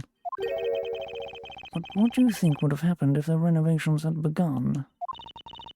Well, he probably had to find a better hiding place, or get rid of it all. Right, so we can assume that the renovation was the cause of the plates and bills. The cause of the plate and bills disposal. And the reason Mr. Cochrane was killed as the ringleader of the smuggling operation. Based on what we know, who do you think was the one with the most to gain? It's the one person who has been erasing all evidence of the smuggling operation. From both embassies, the co-conspirator who was mopping up, Ambassador Alba. Ambassador Alba had a very strong motive to kill Manny Cochrane.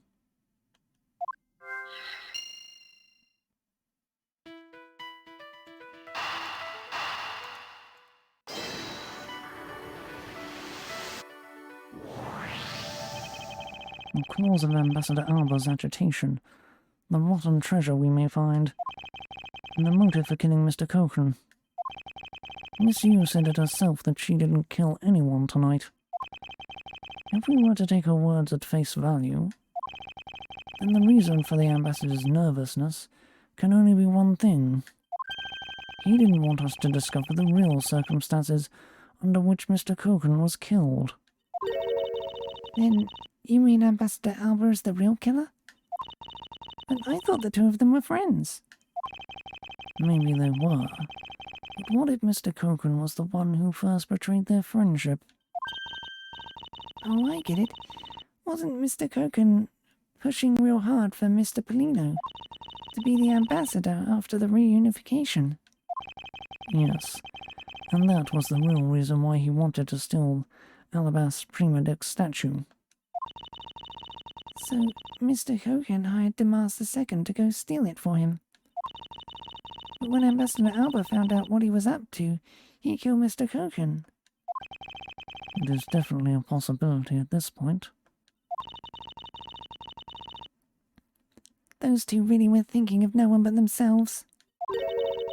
The question now is, how did he do it? Ambassador Alba was in Albast. But Mr. Kroken's body was discovered in Babel, right? Right. And that is what we must solve next. I believe we now understand why Ambassador Alba was so nervous and agitated. It must have something to do with where Mr. Koken was killed. A place where the Albastian ambassador... There. A place where the Albastian ambassador was likely to meet the Balbesian Mr. Koken. The place where Ambassador Alba happened to have committed the murder is... Take that! The only place that makes sense is here, at the Theatrum Neutralis. What? Here? The Goodwill event was being held here today, correct? So the only place that the book of them would have been in is here. But if that's the case, then everything changes. This theatre isn't actually Albastian land. So that wipes out one of those extraterritorial rights he has. Makes logical sense, in which case it is a reason for us to investigate further. So, what should we check out? Let's see. I believe we should check the immigration records for both Albasta and Babel post-haste. Babel's record should be easier to obtain, however the problem will be Albast. I wonder if they would allow us to see their records, despite the order to vacate. Objection!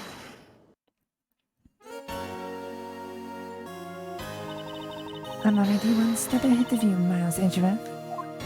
Francesca, I have here the security footage from both Albast and Babel. You would do well to take a look at its contents.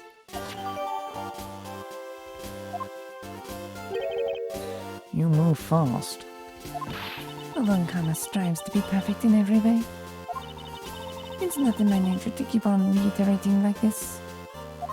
Retreating like this even. I took the liberty of looking over the Babel investigative report as well. From now on, you'll make no excuse to back down or say that we can't solve this case. I'm sorry about earlier. We won't be beaten. Because my cute little subordinate is going to try his very best, isn't he? Hasn't she patronized me enough already for a lifetime? So, this video contains footage from Albas immigration screening area. I really hope there's something in here that we can use.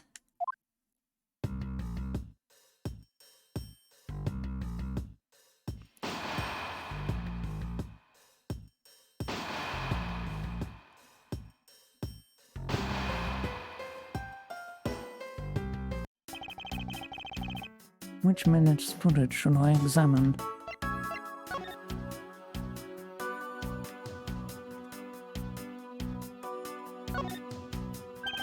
Doesn't something about this lump's shape strike you as odd? Isn't it supposed to be this shape? No, there's clearly something odd about the bulge. When we had the pushcart itself, we could have compare and confirm my hunch.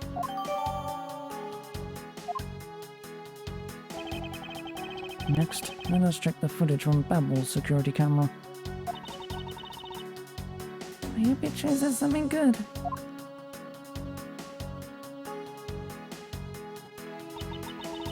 Phooey. There wasn't a single sign of a suspicious person or anything.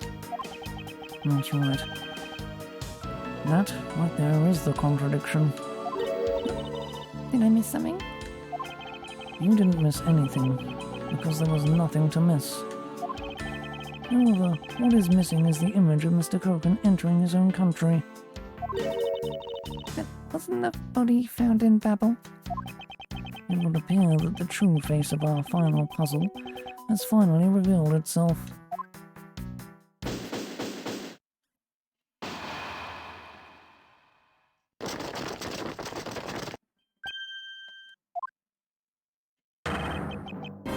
Ambassador Alba. I thought I had asked for you and your group to vacate the premises, Mr. Edgeworth. Actually, I thought I should let you know that this theatre site sits on my country's soil. You've had your fun, and I've enjoyed our little game. I dare say that you've even achieved a new high score. However, once you've recorded a score, that same game can never be replayed again. Do you understand what I'm saying to you? Your game is done and it's game over.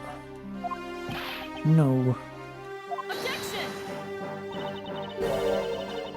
Where do you think you're going at this time of night? After admitting to my crimes, I was overcome with regret.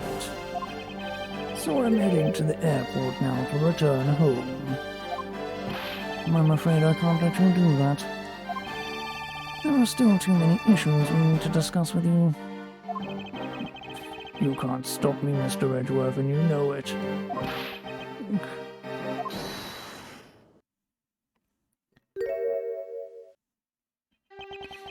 Please, may I have a little bit of your time, Ambassador Alba? Ambassador Polino. Even just a teeny bit is fine with me.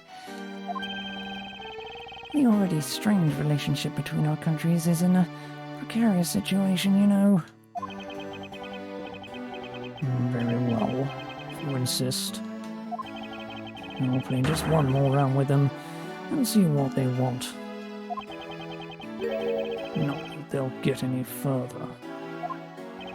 Ambassador Polino. Mr. Edgeworth, all I wish for is the normalization of relationships between our two countries.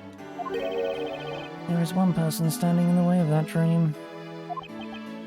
I believe in you. You'll do what's right. Thank you for your vote of confidence. Now then, what was it you wanted to ask me about? I do have a flight to catch after all. So I'm afraid I'm going to have to limit you to just one question. That's more than enough, because I only have one question anyway. I want to hear your alibi about how you couldn't have killed Mr. Manny Cochran. Oh, I see. You seem to have a good hand this time around. This should be fun. This really is the very last chance we have to bring him down. I won't allow even an atom-sized contradiction to slip by.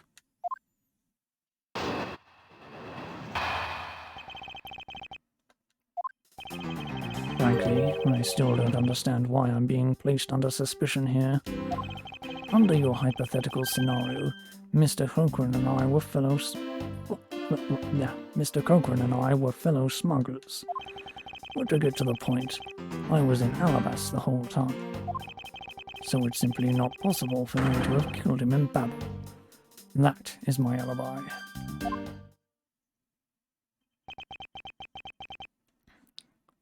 So, that is your alibi? That is correct. It's simply not possible for me to have committed a crime in Babel. Now that we've cleared that up, I'd appreciate it if you would move out of my way. Hold it! I said hold it. What is it this time? I thought I told you I'd only allow one question. You did, but you still have yet to really answer my one question. What? Until you tell us the truth, I will refuse to budge an inch from where I'm standing. Very well. I'll play with you just a little longer. Miles Edgeworth, as my subordinate and representative of this country's prosecutors.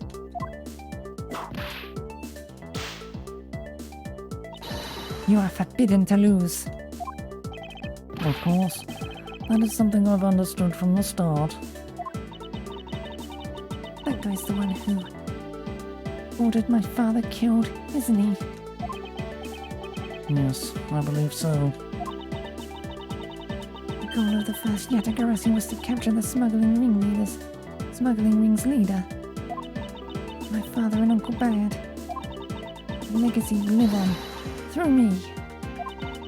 So that's why we've just got to catch him. Okay? We will, I promise. Now, Ambassador Alba, let's have it the truth now, shall we? No matter how many times you ask, my answer remains the same.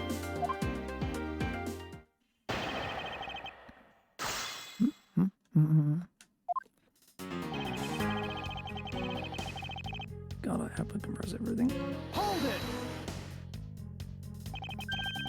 Being the leader of a smuggling ring while taking on the duties of an ambassadorship, don't you think that the combination is more than enough reason for suspicion? And then there is the matter of the crossbow arrows and the prima duct statues. Objection! All of that is nothing more than your flights of fancy. What do you mean by that?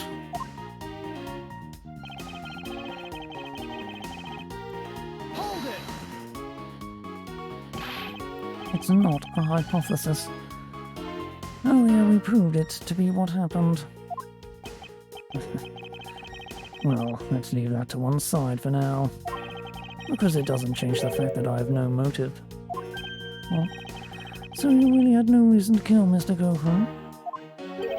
If you want to suppose I had one, then why not? I'll indulge you. After all, this is nothing more than a silly game to me. Even if that's how you see things, I'd appreciate it if you would take me seriously.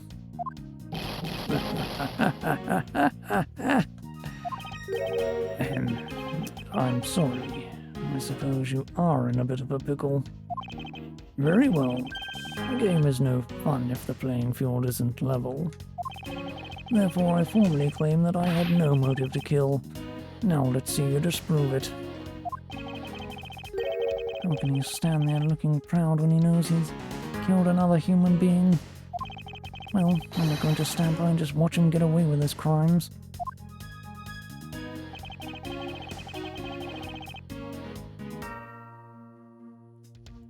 Hold it! Are you serious? That just because you were partners that you had no motive to kill? I'm only following your hypothetical scenario to its logical conclusion. Looks like he's not going to admit it himself that he was in league with Mr. Koken. I suppose not. But I do know his relation to the smuggling ring and to Mr. Koken. You mean he's the ringleader, and then Mr. Koken was his subordinate, right?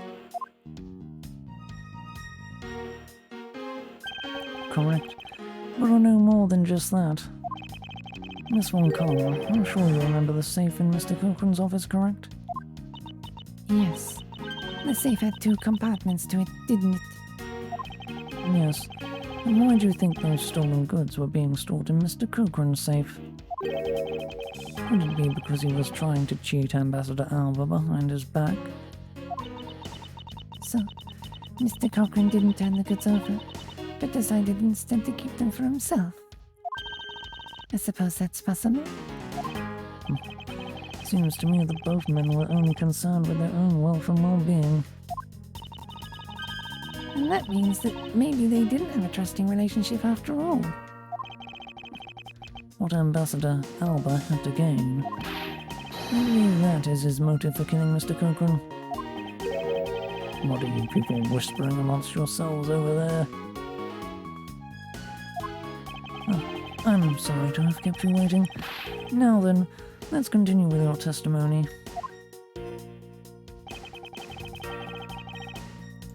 Hold it! And what exactly did you do while you were in Alabast? I had a meeting with the Steel Samurai, and then I arranged a few files. Around that time, that thief who was sneaking in took me by surprise. Objection! Are you saying that it was the Master Second that made the first move? Yes. And it was after I was attacked that I hit him on the head with the prima duct statue. Unfortunately, he died from the blow, but it was just an act. But it was an act of justified self-defense. Objection! Calling it that doesn't cover up what you really did. Cover up? No, my boy. I'm not covering up anything. I'm telling the truth. You weren't planning to admit to it, which is why you tried to frame the Steel Samurai. If you weren't an ambassador, I'd be letting my whip fly loose on you right now. I'm terribly sorry that I didn't clean up the body better, but I am a busy man. I had a speech to give in a rose garden after that, you know. Objection!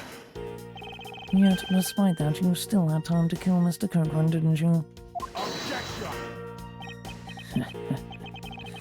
Man is evil, and I'm sure you are familiar with the facts, but Mr. Cochran was killed in Babel, while I was all the way in Alabast.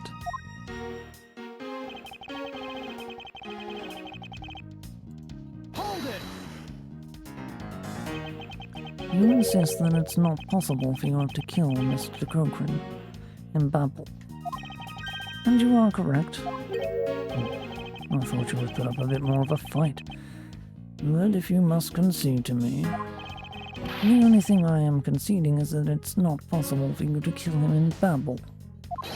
I'm not conceding that your alibi is the truth. Oh, I see. However, no matter how you try, know that you cannot crush my alibi. It would be wise not to underestimate a prosecutor of this country. We'll see about that. So, Mr. Cochran was a friend of Ambassador Alba. It's true, then why did the ambassador kill him? It's not like in the case of my father where he ordered someone to do it. The problem we have here is we don't know what their exact relationship was. Indeed. If they had complete trust in each other, then there is no motive for murder. However, both men were very selfish, and I believe that is from where his motive arose. Blech.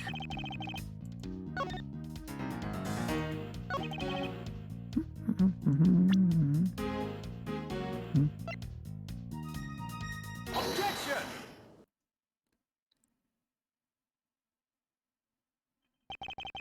If you want to know, I believe you did have a motive to kill. It was because Mr. Cochran had betrayed you. But you had your own reason too. Namely, you wanted to pin the smuggling all on him. Evil begets evil, and because you were trying to test each other, it turned into this mess. Objection! I don't believe this. You have a bad punch-out for telling tall tales, Mr. Prosecutor. And if you're not, then I suppose you have some proof to support your argument.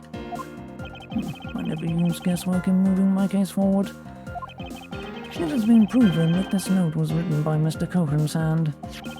Shall we take a look at it? The content of the note is a request calling for the theft of Albus Prima Duck statue. By killing him and pushing all of the guilt for the smuggling onto him, you walk away spotless. I believe you understand what I'm driving at. You had more than a few reasons to kill him.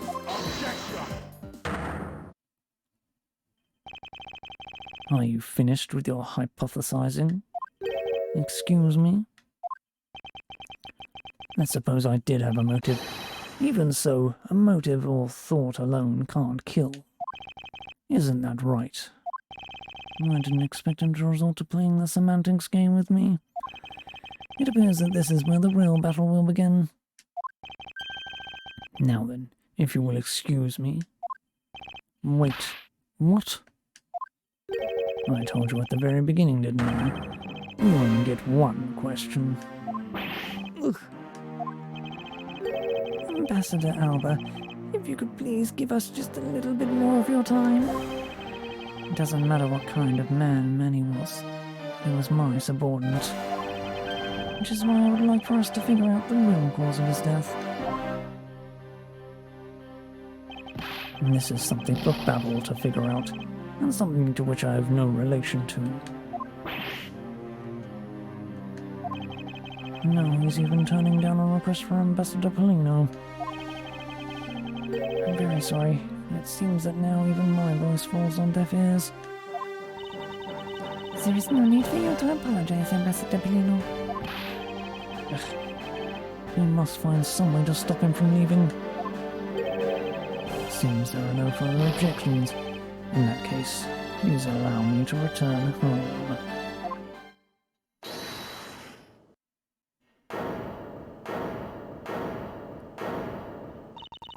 Hold it right there, Ambassador Alba. Okay. Like I said, Mr. Edgeworth, the Atagarasu's legacy will live on through me. Yes, but how do you suggest we stop him from leaving? You just leave that to me. Ambassador Alba, do you recognize this? No. And why should I recognize that tattered old organizer? Wait, where have I seen that before? That is a clue my father, Brian Faraday, left for us. Did you say Brian Faraday? Mr. Faraday's organizer. Don't tell me this is the one from the second KG8 incident. The one in which you wrote about the Yatagarasu's key. Yes. This organizer belonged to the prosecutor you admitted you killed 7 years ago. I have no idea what you were talking about. You say that like it was related to me. Inside this organizer, he wrote up every detail of every evil thing you did. What an amusing little girl you are. But that sort of trickery won't work on me. If you won't believe me, then take a look at this.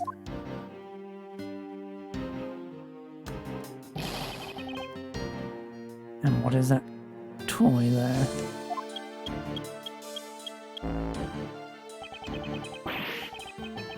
That's... The thievery device was used by the Yatagarasu, or rather by my father. 7 years ago, he used this when he snuck into this embassy. What? These two pieces of evidence that hold information the Yatagarasu dug up on you. If you go home now, I won't hesitate to send it all to Albast right behind you. Little girl, get to the point. I want you to go up against Mr. Edgeworth one more time. If you win, then I'll hand over these two pieces of evidence. Yatagarasu. Ever the thorn in my side. Hey, does that organizer really contain any information on its dirty dealings? It's nothing case-breaking, really. Then it was just a bluff. Even if it was, we still can't let all the info my father and Uncle Bad found go to waste. Plus, just the existence of Little Thief is troublesome enough for him. Those two pieces? Aren't they keepsakes of your father? It's okay. I believe in Mr. Edgeworth. He'll come out on top in the end. Okay. When the going gets tough, someone's got to be there to put the wind back in your sails. For all this time, you're still quite the feisty one. I applaud your powerful nature.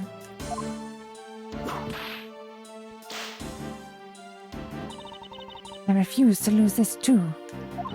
Ambassador Alba, you won't be returning home until you give us further testimony. How dare you all, barring a person like me. Ambassador Alba, your testimony, if you please. Alright, but this is the absolute last. No, even if you use all the power of Ambassador Polino's office, you won't stop me. I can't let this opportunity Kay has created for me go to waste.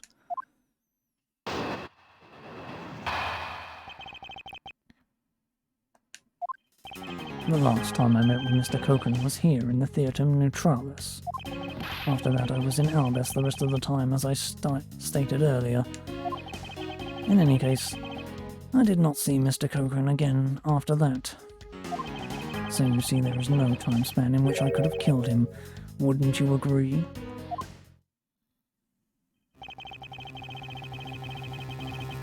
Now, since you people were practically begging, I'll allow you to question me. What an arrogant old man. Yes. But no matter. We can't allow this chance to escape us. Oh, no. You've reached the end of my patience. Waste my time with any inane questions, and you will be punished.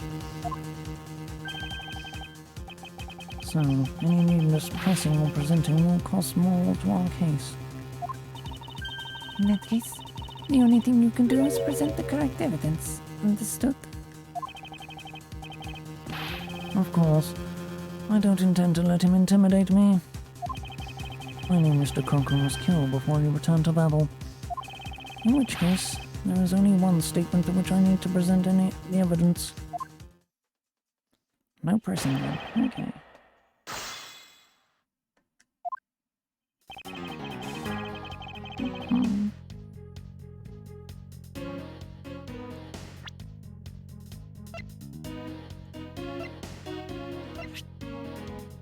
Objection!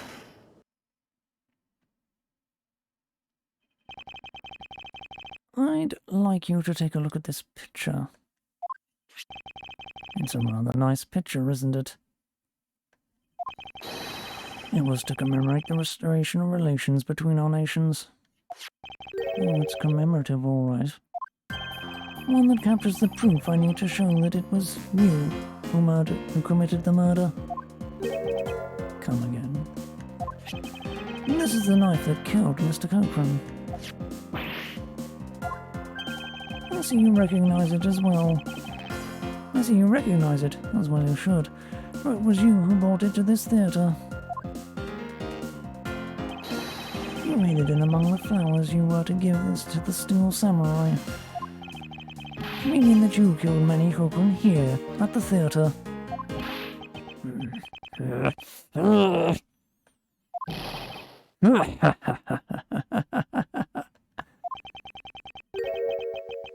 It's time for me to catch my flight. Objection! We're not through yet. Objection! It's game over for you, Mr. Edgeworth. But I thank you for the entertainment. No matter how passionately you orate, the end result will still be the same. I won't be returning to this country ever again. That's right. This man is an ambassador, and he has extraterritorial rights. No matter how hard we chase after him, we won't be able to have him tried in court. Yes, that's exactly the face you should be making. The face of a worthless cur.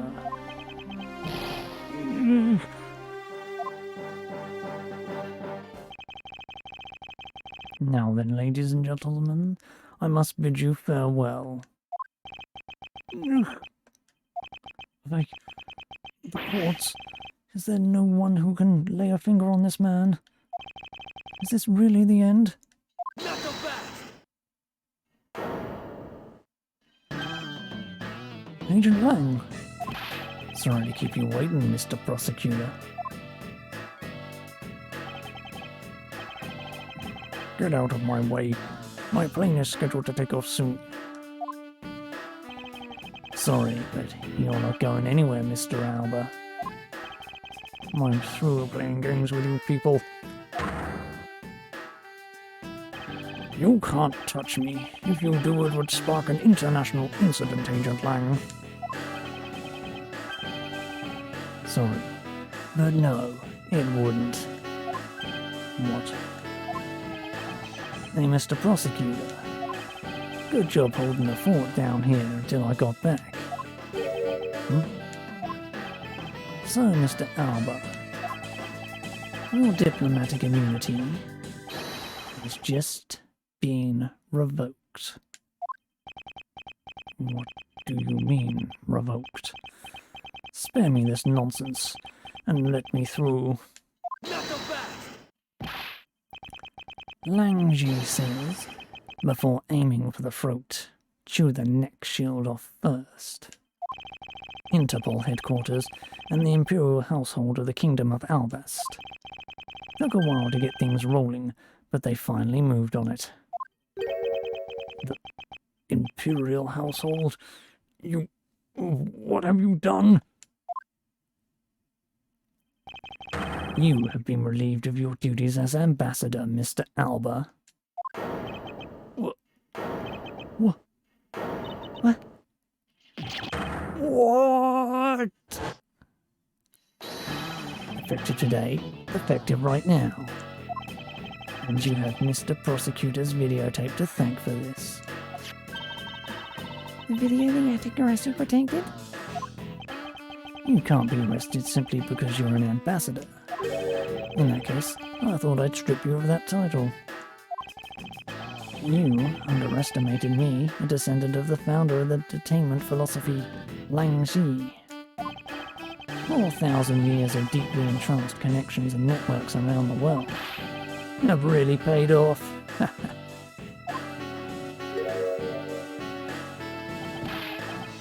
It can't be. I don't believe this. My ambassadorship has been revoked. Looks like you're finally coming to grips with your new standing. Woohoo! Looks like he's turned docile again. He's probably in shock from the loss of his shield. What a shame. I'd so wanted to use my whip on him. Why is this happening to me? I'm just a hard-working, honest ambassador. Not so fast! Do you really think you can still pull that on us now? We've already ripped away the mask and seen you for who you really are, Mr. Alba.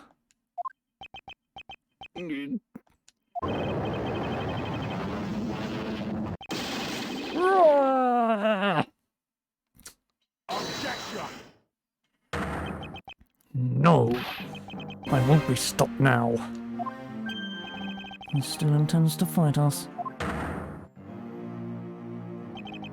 So what if I am no longer an ambassador? You still don't have any evidence on me. The fact remains that you cannot arrest me.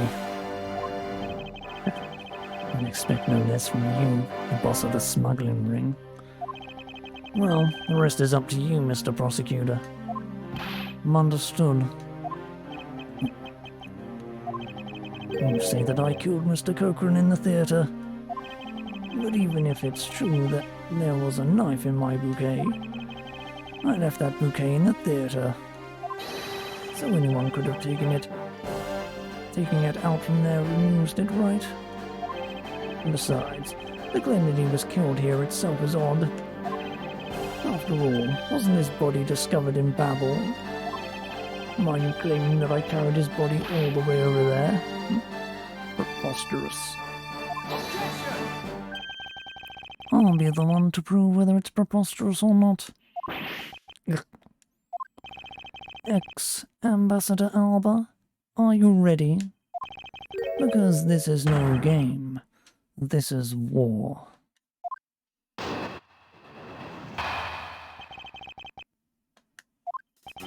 I killed Mr. Cochran in this theatre using a knife that was stuck in my bouquet. I left that bouquet in the theatre. Anyone could have taken the knife from there. Besides, Mr. Cochran's body was discovered in Babel, right? There was no way for me to have transported his body from the theatre to Babel. Look, don't you think you've had enough fun with me? You've already stolen my ambassadorship from me. Would you have me surrender too? Not so fast! You have no plans to ever return to this country, isn't that right? Did you know that a bunch of your subordinates are seeking asylum because of you? As if I care. Hey, Mr. Prosecutor, boot this guy out of the embassy and we can finally end everything. I know, and I will give it my all to see that he leaves in handcuffs. Without the title of ambassador, he is just another witness. Yes, just another witness. Alright, what are we waiting for? Let's get this guy. And get him good. I wonder if they understand that all I can do is present evidence to the testimony.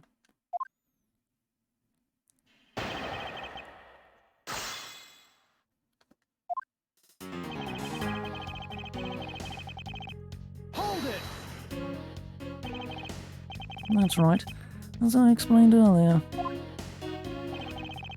The commemorative photo shows that you had the knife on your personage. Objection! You have no proof that the bouquet was prepared by me.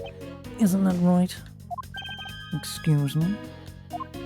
And the fact that there was a knife in that bouquet was something I wasn't aware of. Not so fast! What a pathetic excuse. The weapon that was used is one of your national treasures.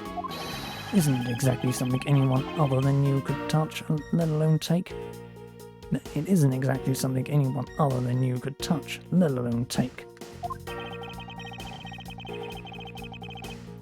I allowed some of my trusted subordinates to handle them. It could have been my secretary. You're an even bigger slimeball than I thought. You would push the guilt of Mr. Copeland's murder onto one of your subordinates. In any case, the fact that the knife was in their bouquet means nothing.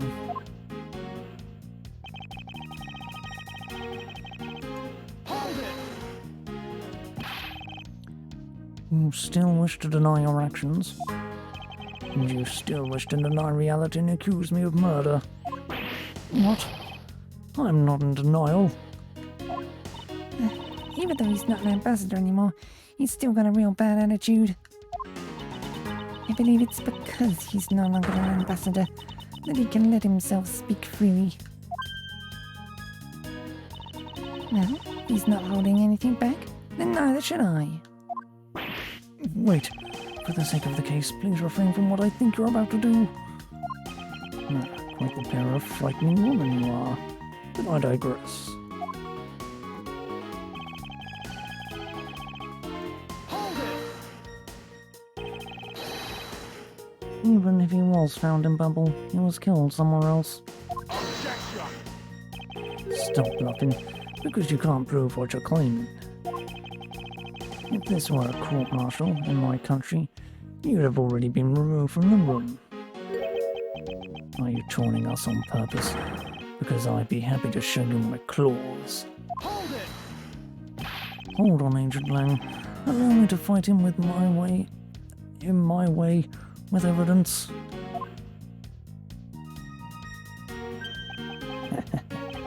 I was just joking. I'm not so easily ruffled by the likes of him. Too bad. Though I'm no longer an ambassador, I still could have been an international incident. If you have the will to threaten us with that mouth of yours, then perhaps you can use it to return to the testimony. Very well. But to be fair, you should watch what you say as well.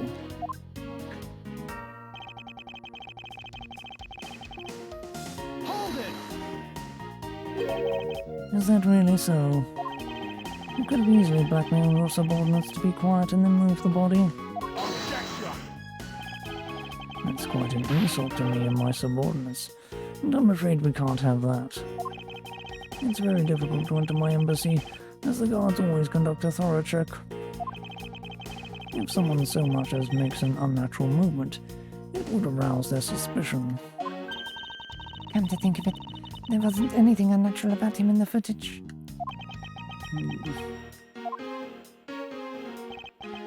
Wait, let me think about that for a second. Mr. Alba said that the guard would become suspicious if someone acted unnaturally. Then, by the same token, the guard would not become suspicious if someone were to act naturally. If we retrace Mr. Alba's movements, we should find some hint to solving this case. Well, right after the Steel Samurai stage show, he went back to Albus, right? And there he started preparing for his speech in the Albastian embassy. It does sound like it wasn't possible for him to have gone to the Babylonis embassy. He couldn't have gone to Babel, but the body didn't remain at the theatre either. Is it possible that the body was temporarily taken to a different location first?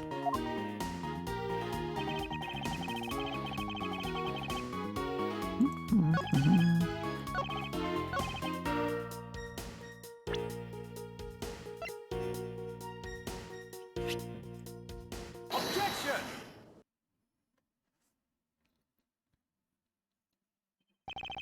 Actually, I do believe there was a way to transport the body out of the theatre. Perhaps you should give this a look. What is that supposed to be? It's footage from a security camera that captured the state of the immigration area. Could I congratulate you on getting your hands on it? Just letting you know that we're not the only ones watching your every movement. Thank you for the warning. Now, if you could take a good look at this section here. This lump here inside the pushcart, do you know what's causing it? Do I? Because I don't. In that case, allow me to enlighten you. This is the cause of the unnatural lump under the cloth in the pushcart.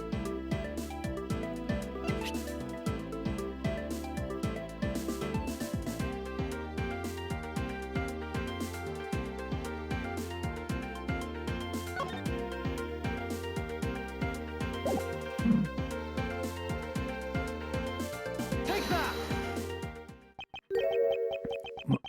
What is the meaning of showing me that? It's to say that the unnatural bulge in the pushcart is Mr. Cochrane's body.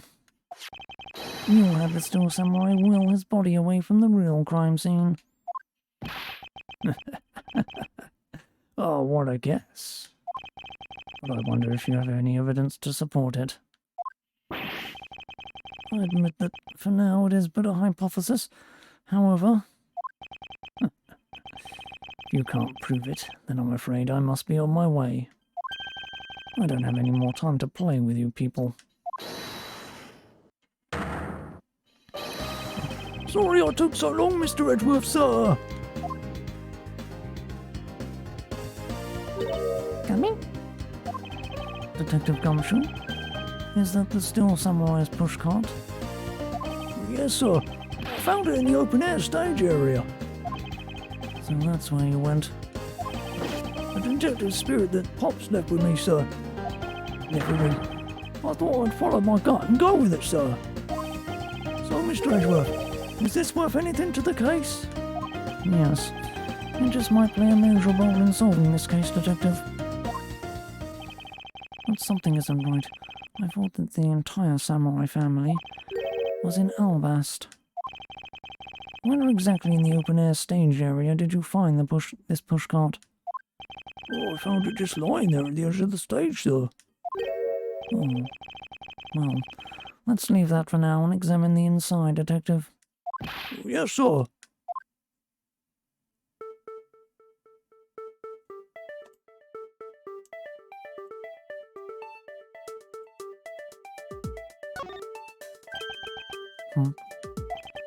It's blood. This must be Mr. Cochrane's blood. Which only goes to prove that Mr. Cochrane's body was indeed transported by this pushcart.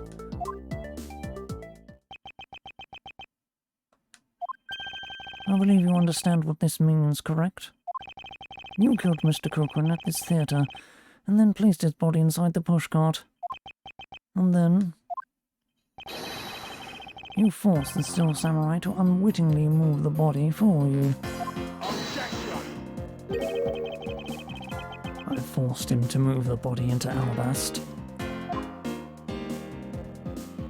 What nonsense. Why would I bother to do such a thing? You were scheduled to make a speech in Albast, meaning it was difficult for you to make a stop in Babel. However, what if you moved the body to Albast?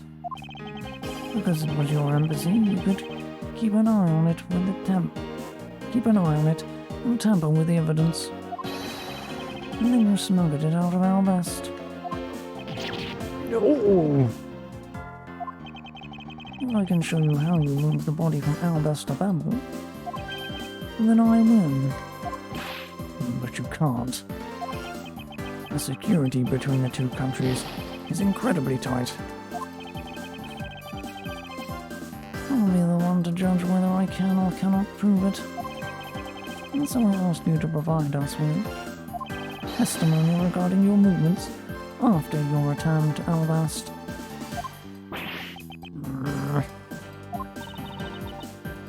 Miles Edgeworth. Have you figured it out? Do you know how the body was moved? To be honest, I have nothing to support my hypothesis at this time. However, I do believe I've made a mistake in my logic up to this point. Which means...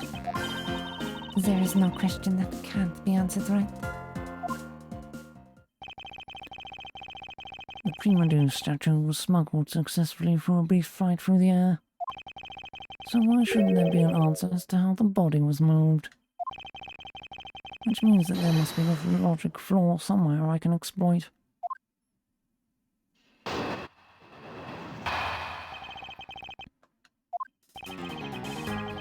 After I returned to Albast, I had my picture taken with a still samurai shaking hands.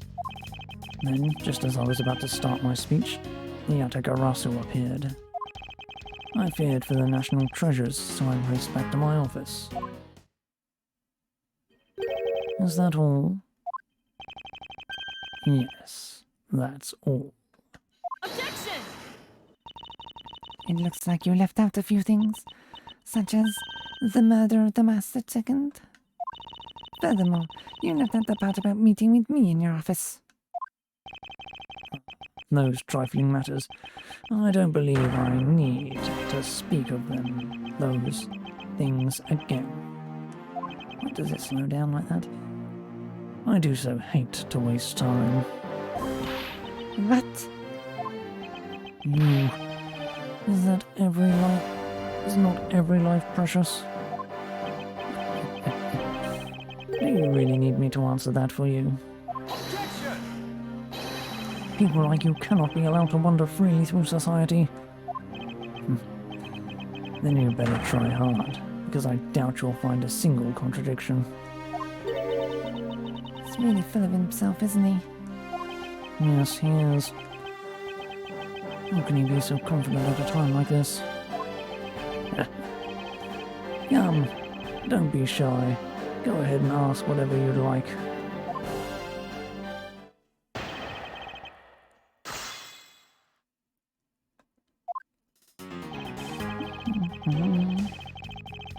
Hold it! So, why was it only the still samurai? I thought the Pink Princess was also around. The Pink Princess was suffering from a bad hip at the time, and the doctors recommended that she rest. Well, so you do have soft side after all. The pain of a bad hip. I suppose none of you can really understand how it feels. Oh, so you tend to strain your back as well, huh? But isn't that just because you're normally all hunched over?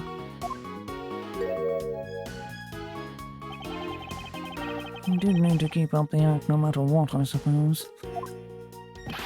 The point of this is not to discuss my back problems. For about 15 minutes after our handshake, I was in my office preparing for the speech.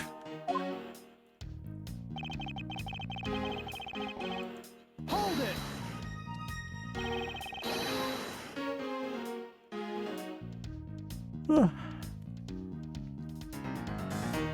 That Yatagarasu was just a trick that you had set up.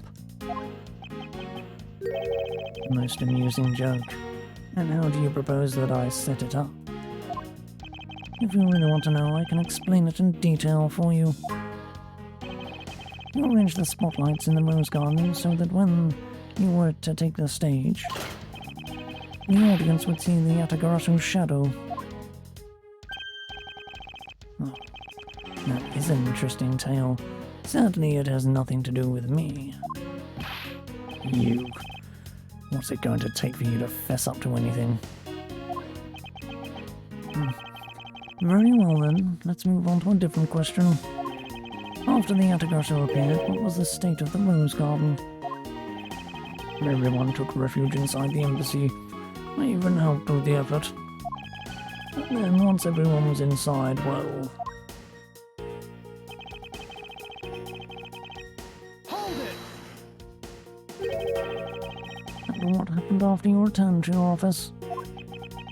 I don't want to keep on repeating this, however. Upon my return, I had that stroke of bad luck and bumped into the masked man.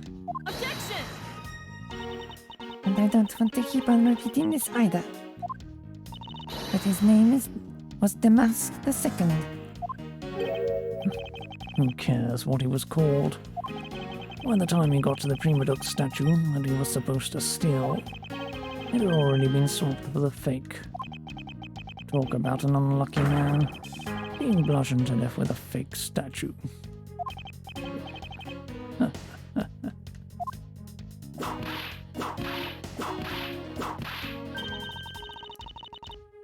Miss Von Karma is really doing a whip fly now. Freak! Oh, I think the scary part is her silence when she's doing it. He must be at the limit of her patience as well. But physical attacks are meaningless here. Only evidence will suffice. I can't find a single flaw in his argument. At this rate, I won't be able to prove that he is actually guilty of anything. Are we finished here?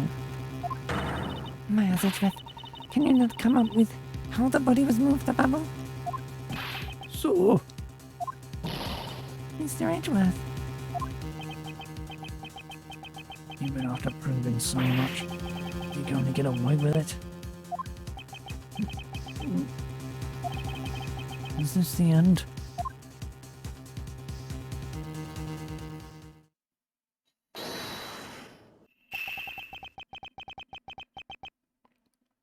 appears that we made it just in time. It would be a great honor if you would allow us to be your allies in battle. Oh, Magistrate, it's time for you to pay. It's the Steel Samurai. No, you're mistaken, for I am Steel Samurai Daddy, married man of Neo Oldie Tokyo. And this is Pink Princess Mummy. Midgey-poo. no. The two people that I wanted to see the least. Larry, what are you two doing here?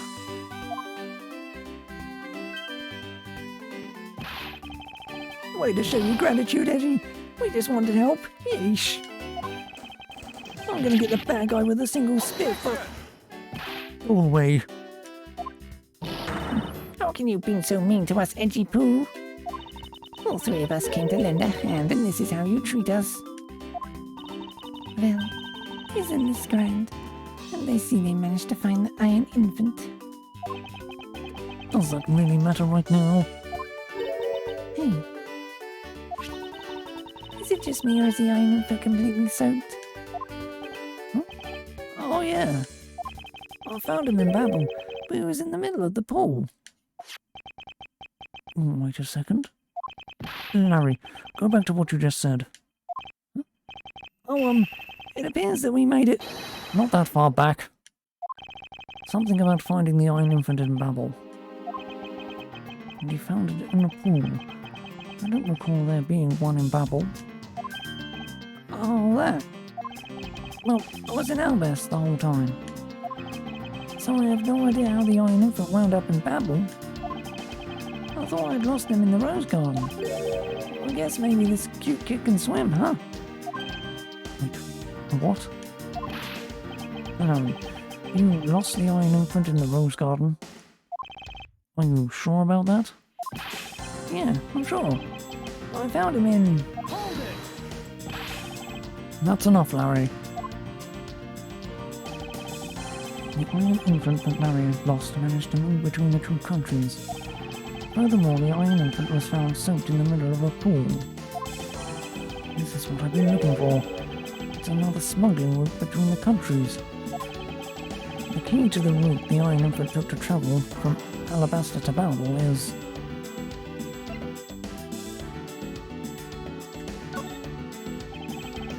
Oh, that's right. This embassy was built with bilateral symmetry in mind. Detective Gumshoe, Yes, sir? there is a location I wish for you to examine post-haste. It's where I believe the route used to smuggle Mr. Cochran's body lies. Does something like that really exist, sir? An embassy built on bilateral symmetry, meaning that this is where we need to examine.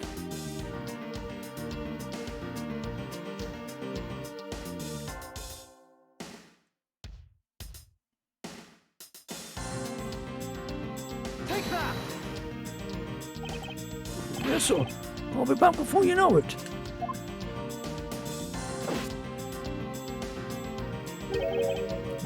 It's too late. It doesn't matter now what you do. It's all a waste of time. Knock him back! You will stay here with us and wait.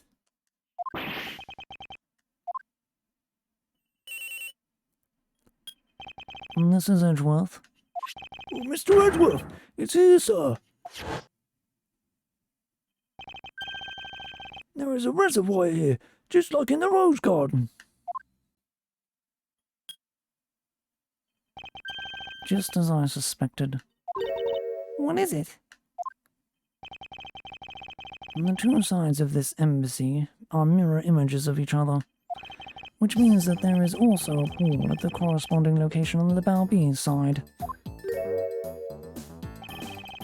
Mr. Cochran's body was moved into Babel through the pool in Albast. Avoiding a topic with a vague answer like that is unbecoming of a prosecutor. If you don't mind, I'd like to see more physical proof if you have any.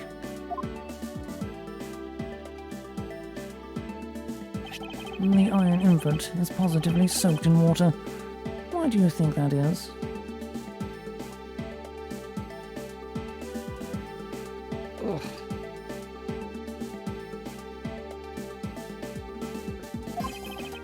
It's because he was fished out of a pool. And not just any pool, it was the Balbees one. I think it's pretty obvious at this point. Blech. Pretty obvious at this point what must be true. The water reservoirs in the two courtyards are connected. And where is your proof that the two sides are connected?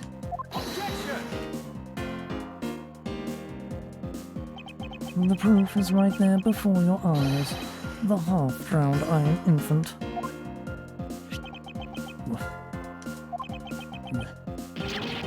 This blasted doll!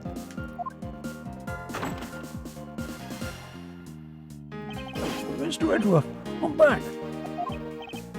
Hey!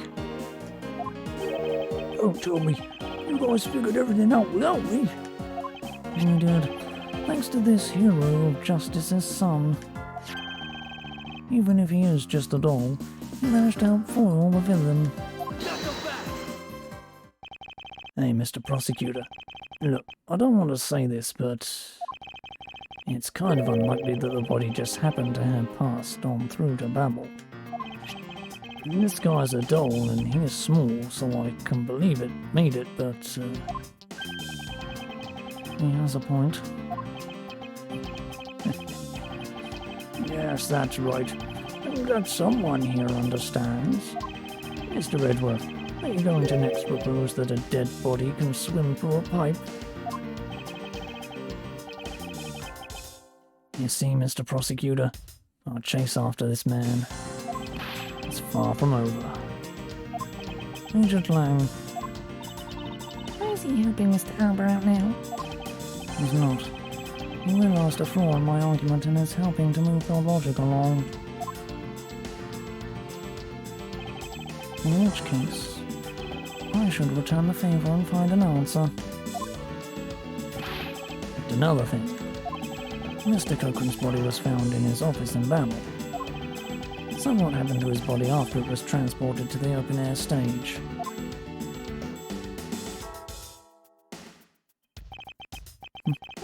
Mr. Alba had an accomplice in Babel, remember?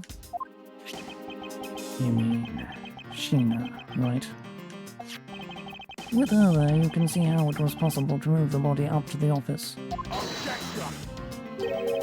Are you seriously claiming that she swam through the connecting pipe with the body? He's right.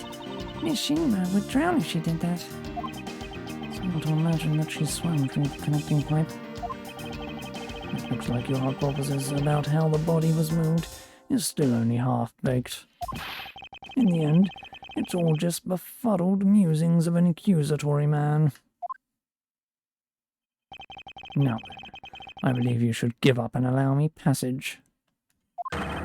Because from the start, there was no feasible method of transporting the body. What? Mr. Prosecutor, recall Sheena's movements. What was happening in the embassy around the time Miss Sheena was in Babel? Oh, if only there was a way to get rid of the water in the pool. Get rid of the water? That's it. Now, I believe this time we really are done, right? Unfortunately for you, it's far from over, Mr. Alba. You are a most persistent man. Are you saying that you thought of a way to move the body through the water? Move the body through the water? That is completely unrelated to how it was done. Excuse me? The reason I say that is because there wasn't any water there at the time. What do you mean there wasn't any water? Just what it sounds like. Tonight's events made it possible to drain the water, allowing the body to be moved.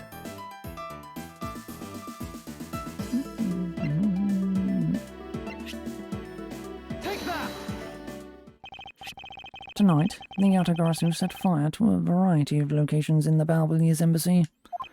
In order to put the fires out, much of the reservoir's water was used. Of course, when the water was used, the reservoir water level went down.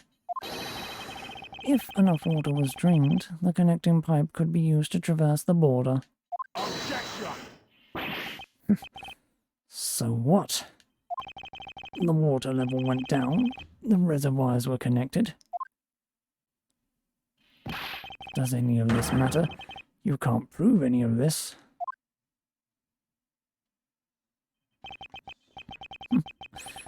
Pretending to be ignorant won't work with me. We both know what kind of situation we're in right now.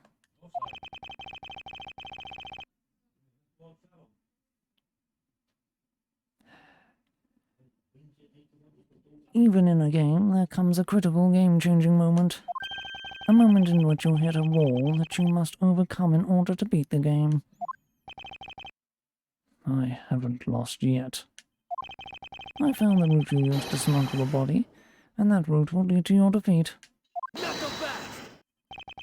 Even if all the water was used by the firefighting effort, you still can't really call that a smuggling route. I know that. I should have figured that you would notice. Hey, Mr. Alba, how deep are those pools anyway? I'll have you know those pools are extremely deep. And there are no ladders or footholds along the walls either. It would be difficult for Sheena to hold the body and climb out of the pool. Ladders or footholds along the walls? There was no need for such things. What do you mean? If I were to use a certain something, it could go up or down in the pool at will. Oh, looks like you've got an answer already. Well, what are you waiting for, Mr. Prosecutor? Enlighten us already. The way in which Miss Sheena and the body were able to rise up to the ground level. There was a way to control the water level. That could be the way the body was moved. And this was used so that the body in Miss Sheena could move up and down in the pool.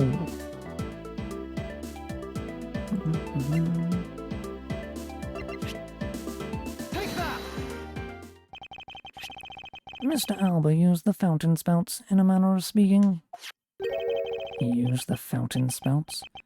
How so? The water level in the pools can be controlled by opening and closing the spouts.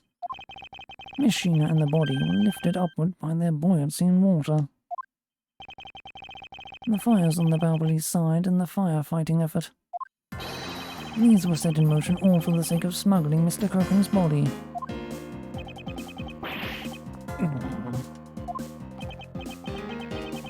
Shall I show you where the final destination of my train of logic leads?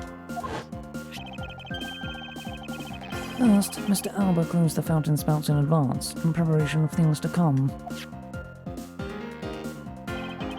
Then he took the pushcart that was brought to the rose garden and pushed it in, along with the Iron Infant and Mr. Kirkham's body into the pool.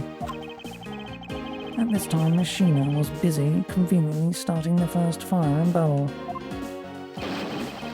She then made for the open-air stage's pool to wait for the firefighting effort to begin. When the firefighters used the water in that pool, the water level went down. And by the time the fire was put out, the pipe between the two pools was exposed.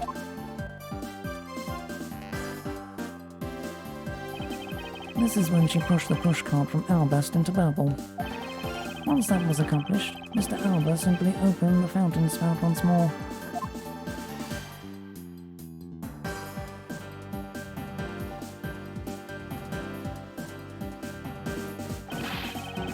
And the water level rose up to its original level, along with Miss Sheena and the body. After that, Miss Sheena used the pushcart to carry the body up to the Secretariat's office. There was an elevator in the embassy after all, so you see, even with her small frame, she could have easily transported Mr. Cochrane's body. And that wraps up my thorough explanation of how the body was moved.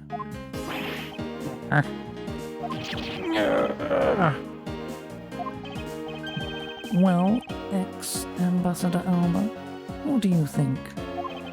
Not so untouchable without your precious extraterritorial rights to protect you, are you? I knew you could do it, Mr. Edgeworth. Way to fight back. You accuse me of moving the body across country lines. But when you get down to the nitty-gritty, you don't have what it takes to indict me. Nitty-gritty? What does the old man want now? Proof, I believe, is what he seeks. Yes, proof. Without any, who is to say whether or not any of what you said really happened? What's proof? What are we going to do, Mr. Edgeworth? There is no need to worry. I've got all the proof we need all along. The body wasn't the only thing to go through the pools connecting the pipe tonight. Just as Detective Gumshoe found the pushcart in the open-air stage, so too did I find one other item there.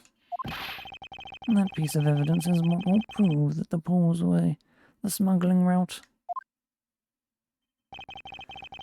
This was another thing that was smuggled over to Babel's open-air stage area. Take that! And what exactly is that? You have no idea, do you? This little piece that I found on the Balby's inside will be your undoing. A guitar pick, Would you care to explain how that is going to do me in, as it were? Much to your chagrin, perhaps, but this is not a guitar pick. What? This is something I found at the open-air stage, which was transported with the body. I naturally assumed that you would recognize it, since you took a photo with it after all. But since you don't, allow me to fill you in on what I found at the stage. Fill you in on what I found at the stage actually belongs to. Take that! Let us take a good look at the murder weapon that was used to kill Manny Koken. On the handle of this knife, there is a beautiful blooming flower. However, it would appear that it's missing a single petal. Now, let's see what happens if we try to fit this pick into that open spot. What?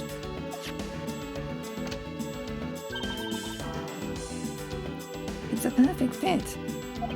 I assume that the petal must have fallen off the flower during Mr. Cochran's murder.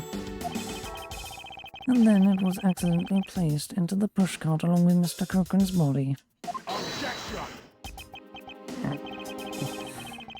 That's an interesting story. Nothing more. Objection!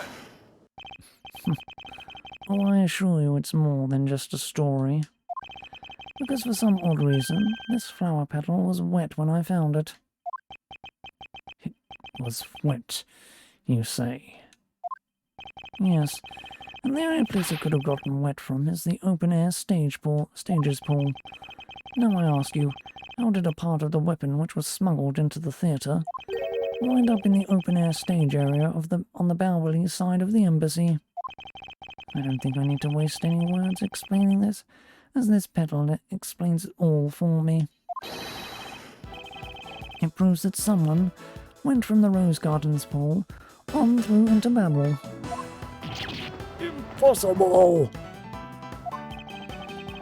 The people of Zhengfa have been waiting to see you face to face, Mr. Alba.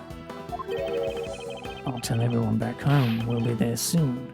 You should be happy. Why? Why? It's a little late to be asking that question. You should have known from the very beginning, when you took your first life. No matter how you may plot, or how you may try to cover it all up, you can never hide your crime on what you've done. Hide from your crime on what you've done. Because we're here to see to it that justice is served to people like you. Objection!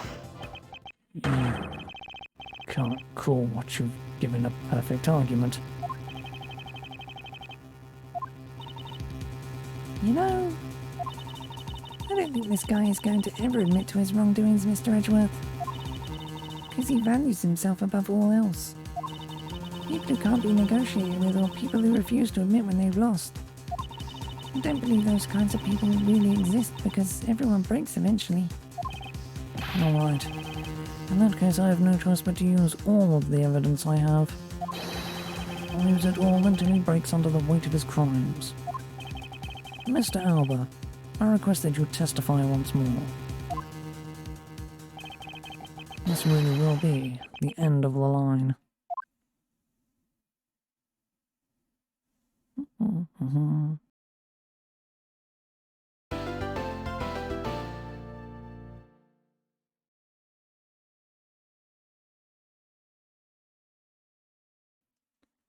I'll just use this quick moment to have a drink.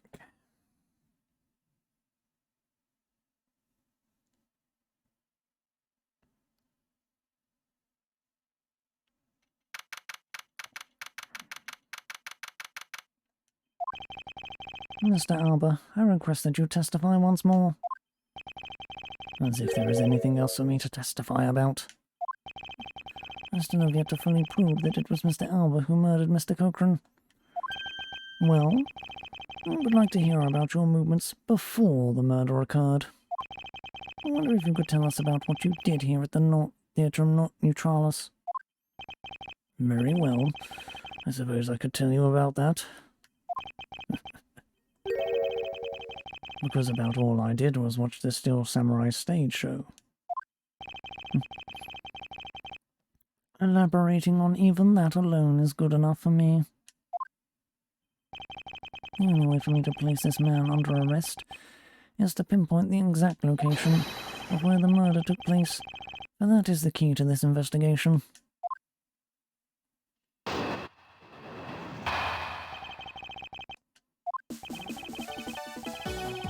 I watched from the last row. The stage was well lit, but it was dark out in the audience. I swear I was there in the audience, but it's hard to prove that, I suppose. I do remember the contents of the show very well, though. Is that proof enough for you? Those moving scenes were seared into this old man's heart.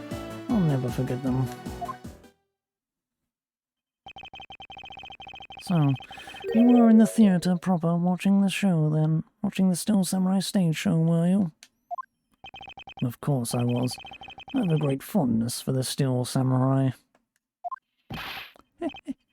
Yeah, I was pretty cool up there, wasn't I? You're not the one who was cool. It's the Steel Samurai who is cool. Yeah, and the Steel Samurai's special finishing move today was really something, huh? Hey, Edgy, who is she? Who is this super cute girl? He's been standing here this whole time and only now he notices her. Her name is Kay Faraday. She's helping me in my investigation. Sorry I didn't get to introduce myself earlier, but better late than never. Yeah, so, Kay, I'm Larry Buds. Violence in the peanut gallery. There's no time for such trivialities at a time like this. Mr. Prosecutor, this is the final battle. You got that? I know. This is the end. For that man there. Now, that's the kind of thing I like to hear. I think I'll give trusting you a try, Mr. Prosecutor. Or rather, Mr. Edgeworth. I leave this critical battle up to you, Mr. Edgeworth. Have no fear. I will finish the job. This really is the end game. The time has come to expose every last one of Mr. Alba's lies.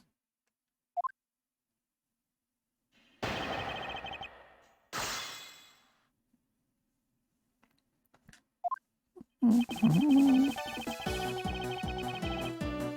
it! The last row. I should think that an ambassador would have special seating reserved. I wanted my staff to enjoy the Steel Samurai show as well. So I gave up all of the good seats for them. It was enough for me to simply see him. Hey, the Steel Samurai wasn't the only hero. Let's not forget about the Pink Princess here. My dear madam, if you continue to thrust about like that, your hip may begin to hurt again. Oh my. Well, aren't you the considerate person when you want to be? But this young butterfly is on the side of Edgy Poo. So you can spare me the flirtatious come-ons.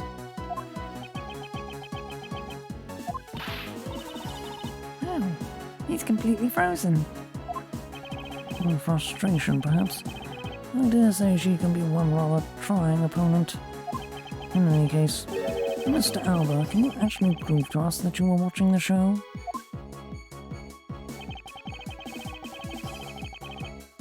Hold it!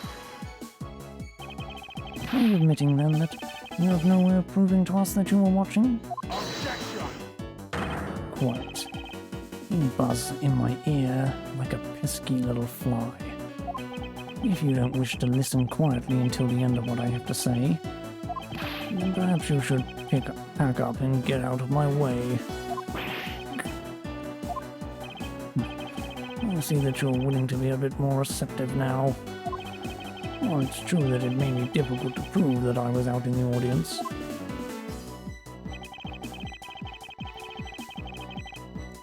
Hold it! Well, I remember the contents of the show as well myself.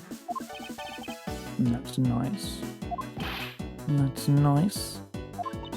Miles Edgeworth, don't allow yourself to be riled up by him at this important juncture.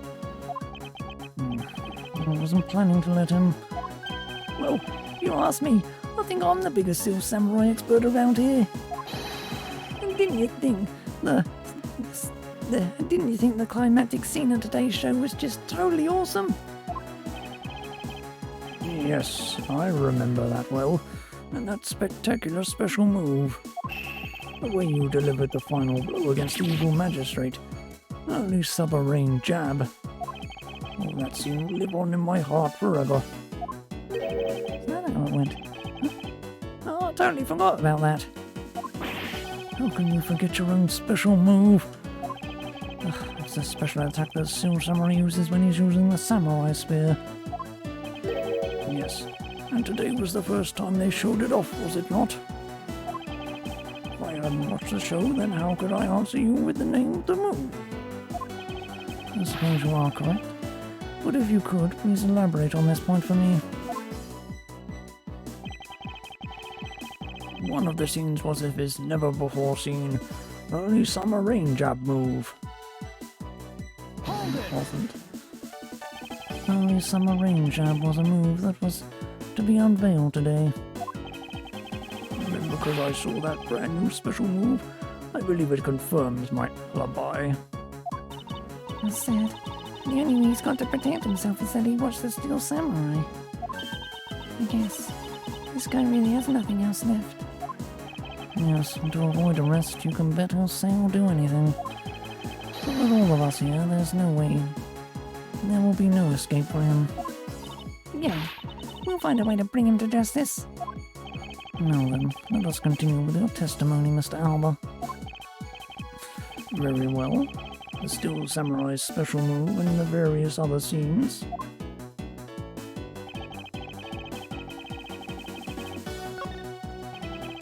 Wait. I went back to the beginning there. Yeah, shut up.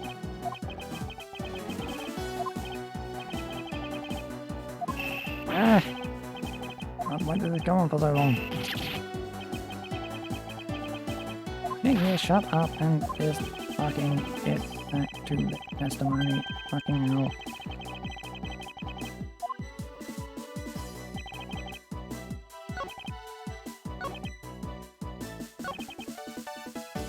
Okay, that was one more thing. I was not paying attention. Hold it! I agree, today will be a day to remember.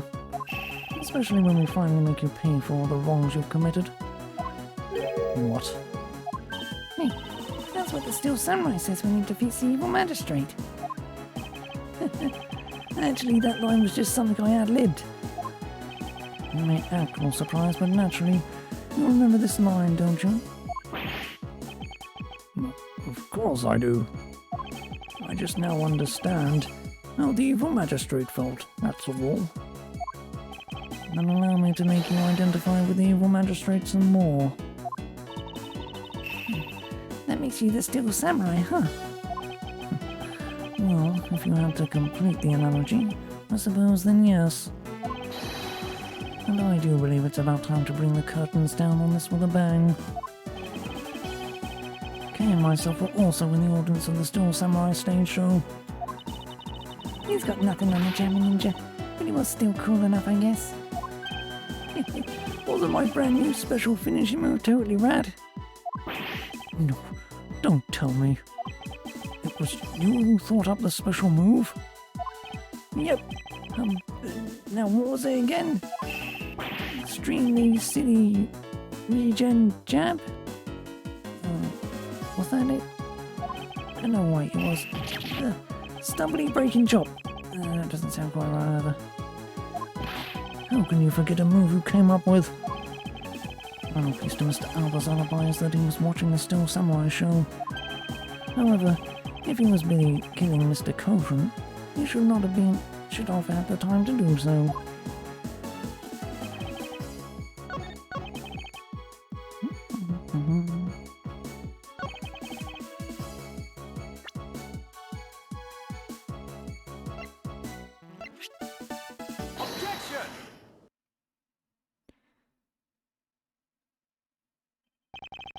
The special move today was the early summer rain jab. Is that your final answer?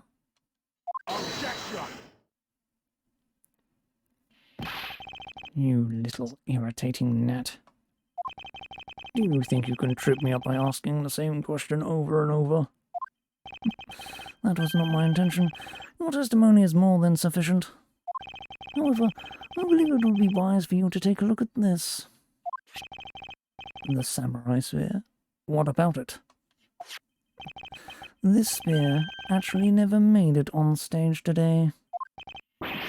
Excuse me?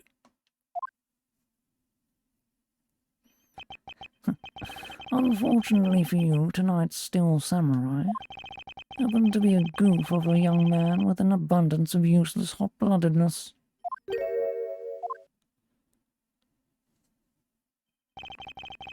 Having said that, said useless man bent the spear during his rehearsal this evening. Hey, do you remember what the Steel Samurai special move was tonight? It was the Steel Samurai Sushi Slash. Correct. Because he couldn't use the spear, a last-minute change was made. Had you really been watching the show, you would have known the move that was used. Quercus Alba. You didn't watch even a single minute of the Steel Samurai stage show tonight, did you?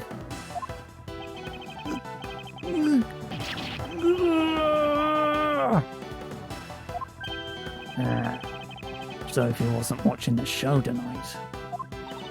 Then it opens up the possibility he was busy killing Mr. Cochrane instead. So, where were you during the show? I demand an answer, now.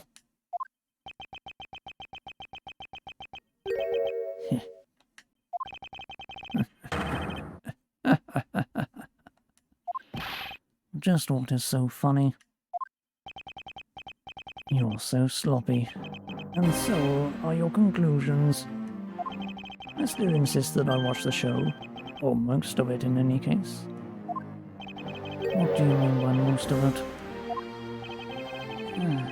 You see, during the show I left my seat for a spell to visit the bathroom. I assume that was when that dramatic scene was played out on stage. That is the lousiest, lamest excuse I've ever heard in my life, pal. Just because he got the name or the move wrong. You can't really use that as proof that he didn't watch the show at all.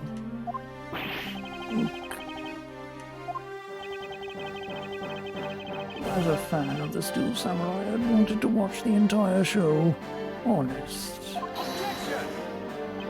As a Steel Samurai fan, for someone who wasn't even in the seat for the climax of the show, you have no right to call yourself a Steel Samurai fan, ever.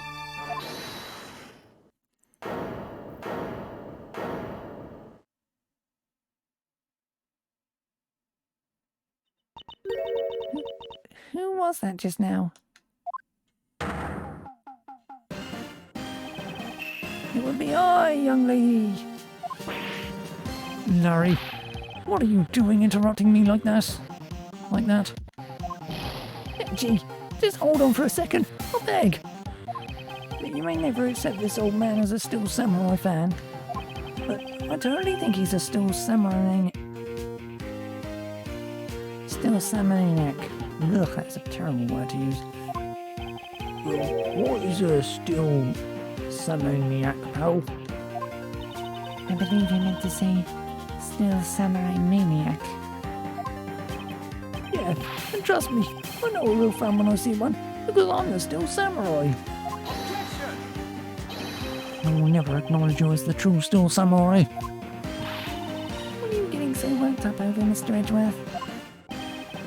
As the real Steel Samurai recognizes me as a fan. As when he should, for I am a fan. It's not as though I missed the entire show. It was a most amazing show, filled with the spirit of the young, and the young at heart. The sarcasm driven from his long wooden nose couldn't run any thicker. Getting the name of the move wrong only proves that he didn't watch the last scene. What I really need here is something more definitive. Something that links Mr. Albert directly to the murder of Manny Cochran. You know what, Gramps? Really something else.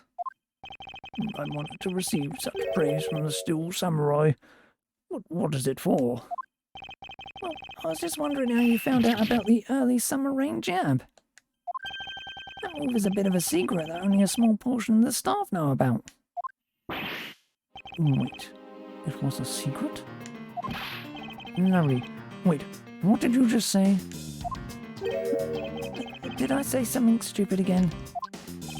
Did you say that the early summer rain jab was actually a secret? Well, maybe I shouldn't have said secret. It's more like we only decided on the name of the move right before the start of the show. Right before? Yeah, the stage director was going nuts because we were supposed to debut the move. About 5 minutes before the show, we threw it up on the dressing room's whiteboard. Early summer rain jab. That's kinda how we decided the name of the move. By that time I'd already bent the spear, so I guess the whole thing was kinda pointless. All of your Steel Samurai actors are the same. The director has my complete sympathy.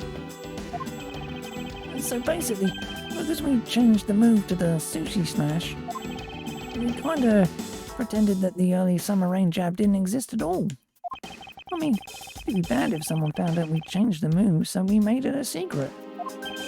So basically a gag order was issued for publicity's sake.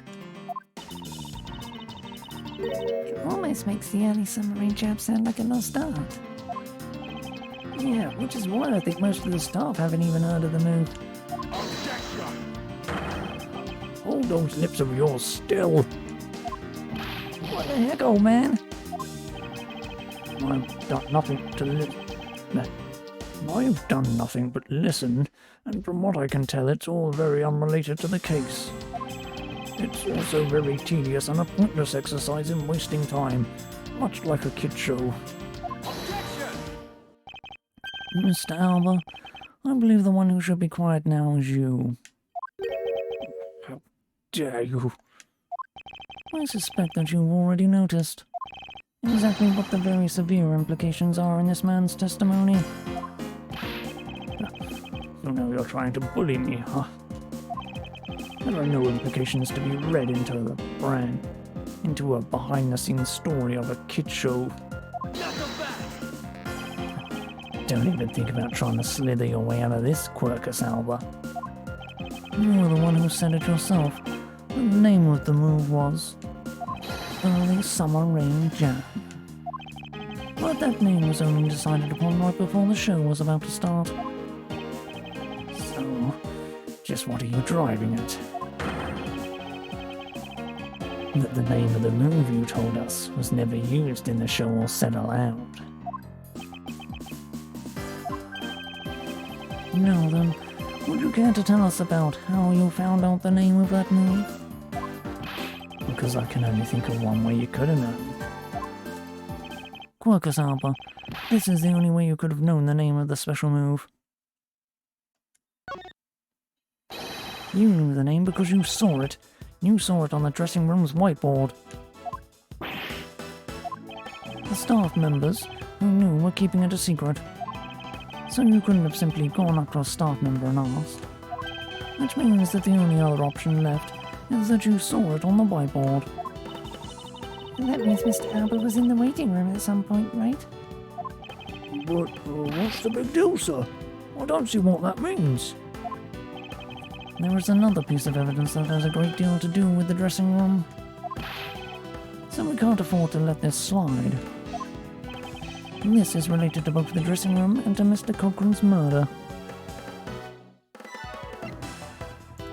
Take that!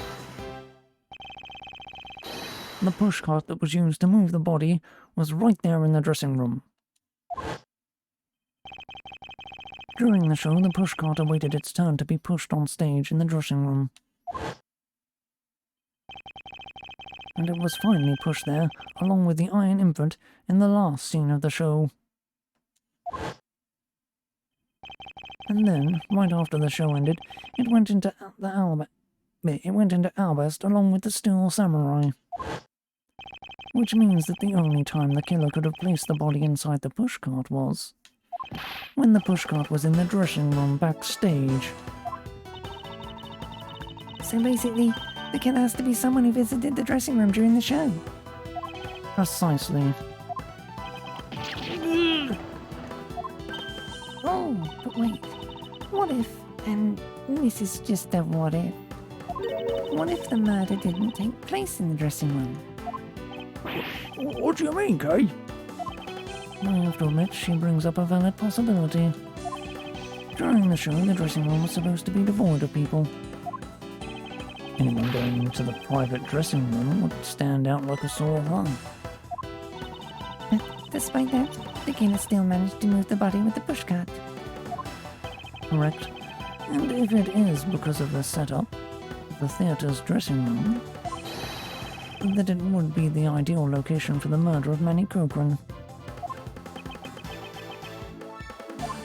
Quercus Alba, during the show you went down to the dressing room, and I want to know why.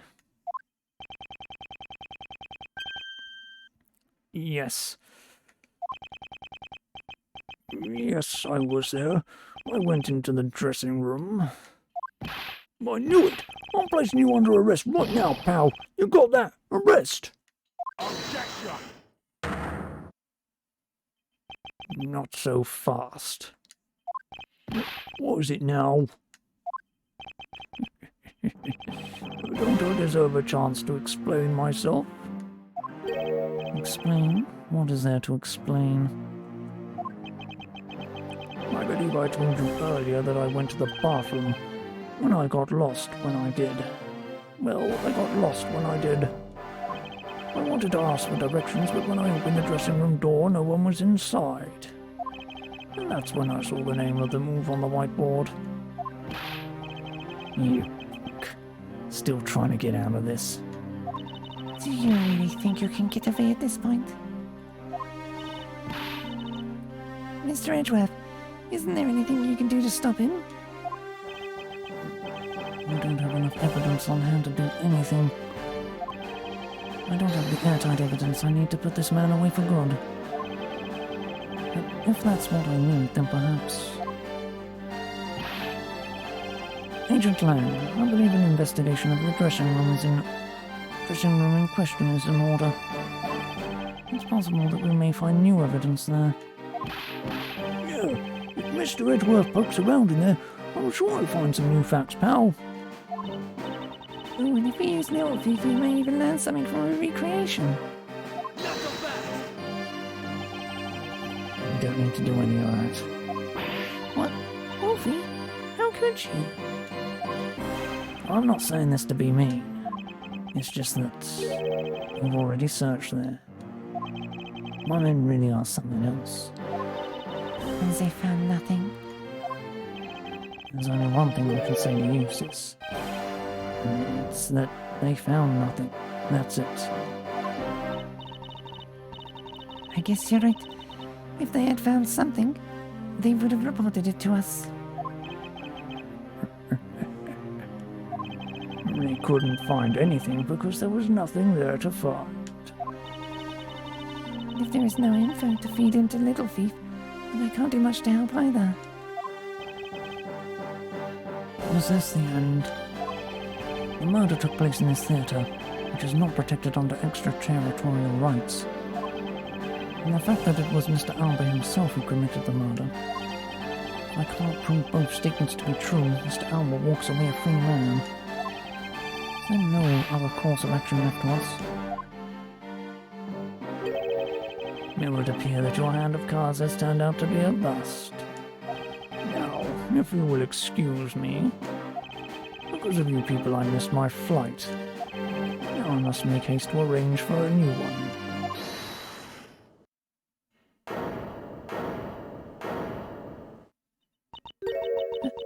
Who is it this time? Hello Hold it right there, you whippersnappers. First Larry and now you. What is with that scary mobster scowl on your face, Edgy Poo? Don't treat me like I'm some sort of nuisance. I've been meaning to say this, but all of you keep talking about things I don't get at all. You're all leaving this lady in the sad, depressing, lonely dust that I'm about to cry in. Why did you have to speak up right at this instant? But you know what, Edgy Poo? Cheer up. Because I'm about to give you the most wonderful thing. The most wonderful thing from you. It's so super special that I couldn't give it away to just anyone you know. My special present of love to my sweet Edgy Poo. Are you ready? Is this. It's...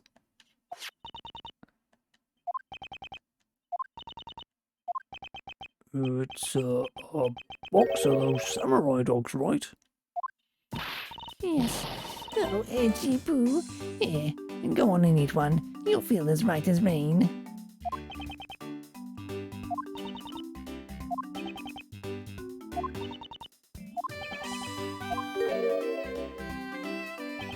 I'll be through here. Why did everyone get so quiet all of a sudden? Edgy Poo, tell me you understand the depth of this lady's love for you. I'm not one to hand out snacks willy-nilly, you know. No, sir. The thought occurred to me that maybe it would be good if I fed you a little. You were nice and full one day. In my dream, you made food. I mean, it's, isn't it the desire? Goes hungry and then wants to say time again as the ingredient you show in front of me. Mr. Edgeworth, can't you do anything about her? There is no power on earth that can force that woman into silence. But I'm so sick and tired of it. All you people do is look down on me. Even this box of samurai's dogs play me for a fool. It had a special design on its fan, like the Japanese flag, so I thought it was special. When I ate one, it tasted just like all the rest. Oh, it made me so mad. A special box with a Hanabora-like fan on it? I've never heard of such a piece of merchandise existing before. However, there it is. The red rising sun on the fan is filled in. Is it possible? Could it be? After the show, the samurai dogs were piled up on the dressing room floor. However, there is no such thing as a rising sun dog. This contradiction of facts between something that should not exist and yet does. The rays from this rising sun may be just what we needed to point us in the right direction. A present? The studio bigwigs basically told us to play delivery boys. We were supposed to hand the dogs off to the embassy people and tell them hi.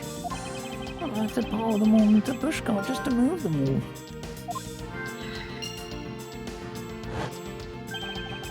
I believe you understand what this means, correct? You killed Mr. Cochran at the theatre, and then placed his body inside the pushcart. And then, you forced the Steel Samurai to unwittingly move the body for you. It's time to piece the final pieces of this logic puzzle together. No matter how fragile or small the connections may be, once we've found them all, the way to the truth will be revealed.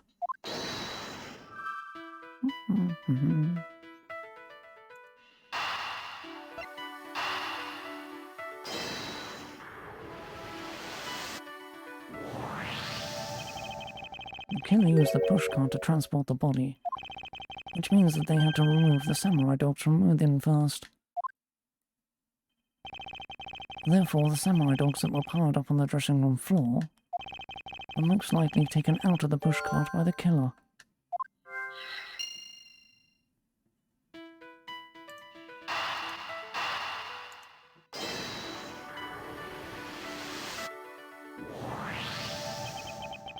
that which should not exist, this box of samurai dogs with a Hanamura on it. If this red rising sun was filled in when the killer was busy removing dogs from the pushcart, then it's proof that the murder took place in the dressing room. As long as this red substance turns out to be what I believe it to be. Wendy, old bag. I thank you. What you have given to me is truly something very special. Edgy Boo! Mr. Edgeworth, are you sure you're feeling okay, sir? Mr. Alba, as I suspected, you killed Mr. Cochrane in the dressing room.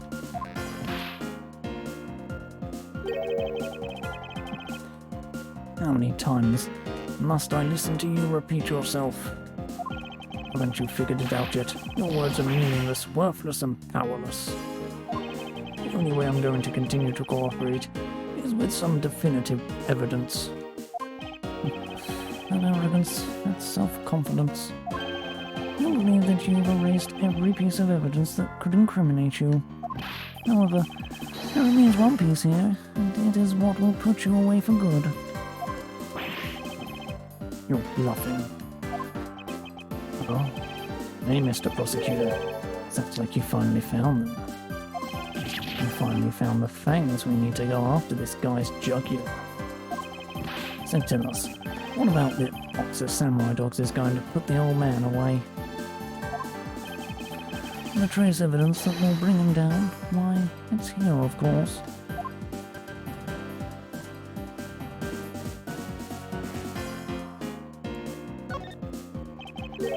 This box of samurai dogs with a rising sun found on it.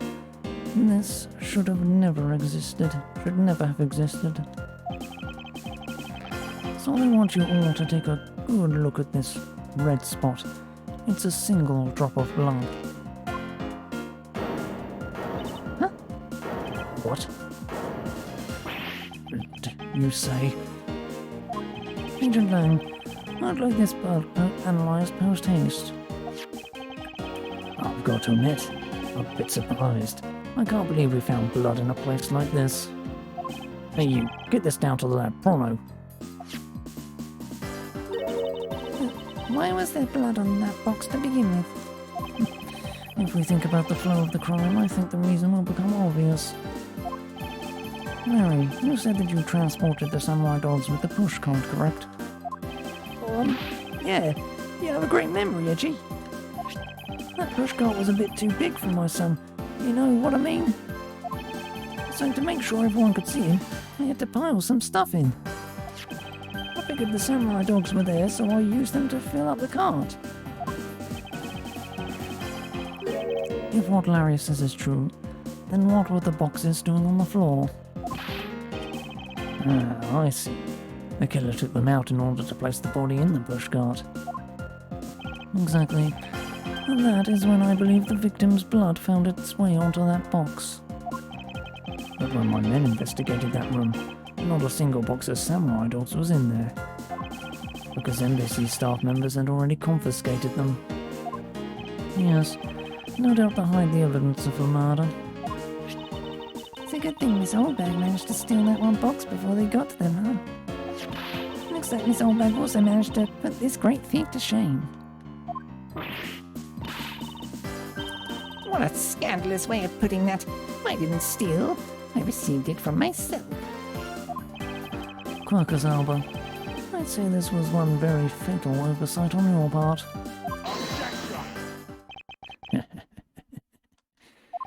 Sorry to rain on your little love fest, however. Oh, how can you be so self-confident in a no-win situation for him like this?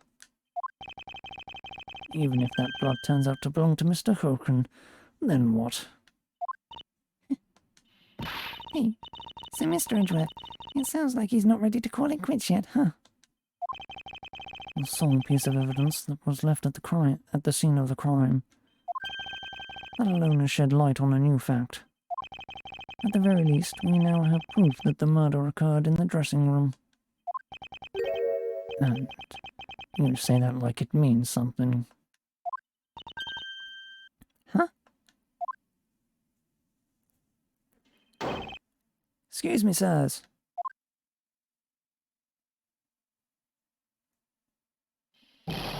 Report. What were the results of the analysis? Sir, the analysis came back and confirmed that the red substance is blood. I knew it. With this, Quercus alba, Objection! Mr. Edgeworth, I wonder if you might humour my question. Your question? The one from before, have you forgotten?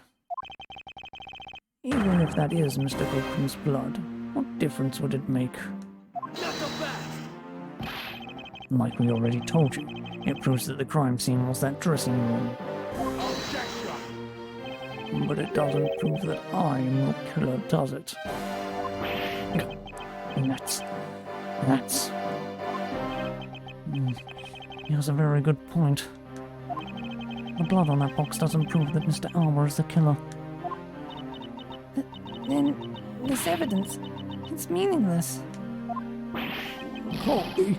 We were so close, sir.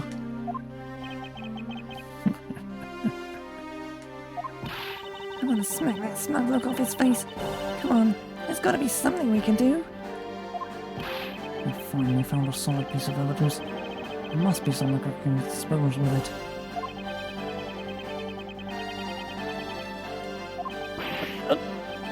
I can't think of a single thing.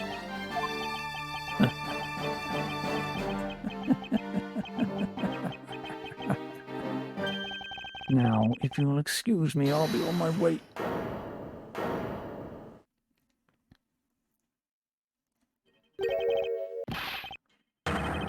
Who was that? It's too late. I won't allow anyone to stop me now. It wasn't me, pal. It wasn't me this time either. Wasn't me either. It was me. Why did you? Because I haven't finished reporting everything to you yet, sir. There's more. What? Hurry up and spit it out. Yes, sir. That blood I mentioned. It's not of the same blood type as the victim's blood. What? No. What? What do you mean it's not the same type? You mean it's not the victim's blood? If it isn't his, then who the hell's is it? I don't know, sir. All I know is that it's not the victim's blood. Same blood type as the victim, sir. What should we do now, Mr. Edgeworth? I have no idea what's what anymore. Neither do I. My, what an amusing turn of events. That blood drop proves something to be true, all right. Namely, my word. And which one of your words would that be? The ones where I said that your words are meaningless, worthless, and powerless. That blood has nothing to do with the murder investigation whatsoever. Need I remind you that the blood got onto that box long before it entered my embassy? What sort of nonsense? Yeah, it's blood, pal. There's no way it's not related to the murder. So you would like to believe? What if someone preparing the samurai dogs had a small nosebleed? What then? I guess that's possible. Damn it. We've been wasting our time on a red herring. The blood doesn't belong to anyone connected to the case. That should be clue enough. Quercus alba, you bastard. Silence. Don't you ever address me with such a filthy word again. I wasted enough time here with you, and you have your answers. Now let me through. Knuckle fast! Alba, it doesn't matter where you run off to, you'll never escape me. Someday, I'll have the satisfaction of sinking my fangs into you. You'll see. And all of Interpol will be behind me, working to see to it that that day comes. Do you know what your words sound like to me? They sound like the whinings of a pathetic loser of a mutt.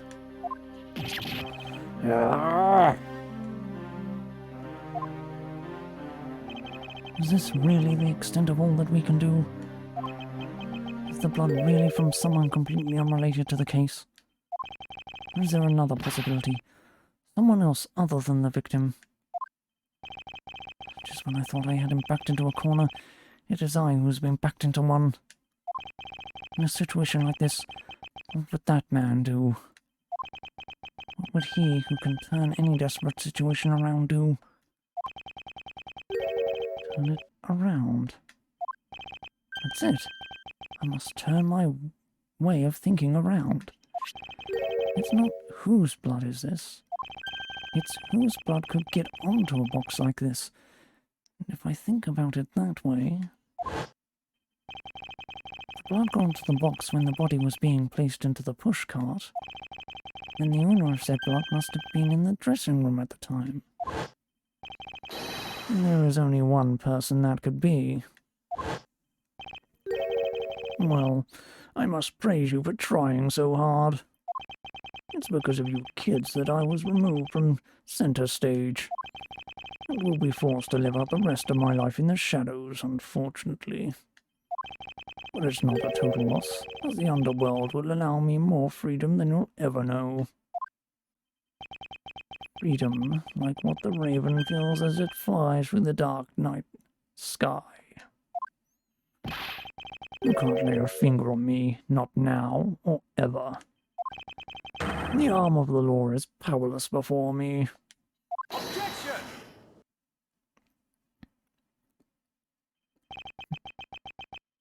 Powerless, is it? I wouldn't be so sure about that if I were you. What do you mean? Allow me to describe you in one word.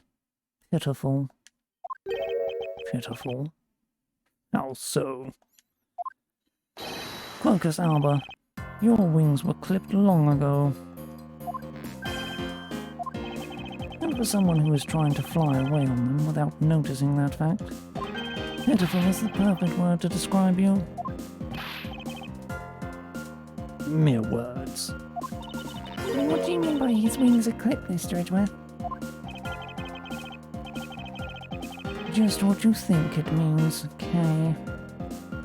We had already caught him in our trap a while back, with an incredibly powerful, definitive piece of evidence. Behave. After, Mr. Prosecutor. Care to speak in English? What are you talking about? What piece of evidence? The piece I speak of is, of course, this drop of blood. But we know that it's not from the victim. I don't see how it remains relevant to the case at all. Miss Von Karma, I believe that is exactly why it's very important to the case. And the part that is most important is the fact that it's not the victim's blood. You're looking a little pale. Good. Then I believe you are already aware of what I mean. Then you know who the blood belongs to? Of course I do. This piece of evidence is the irrefutable proof that will stop the killer in its tracks. The blood that soiled this box of samurai dogs belongs to this person.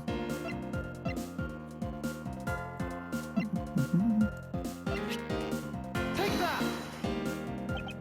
The blood of the rising sun in this box belongs to you, Quercus alba. Huh?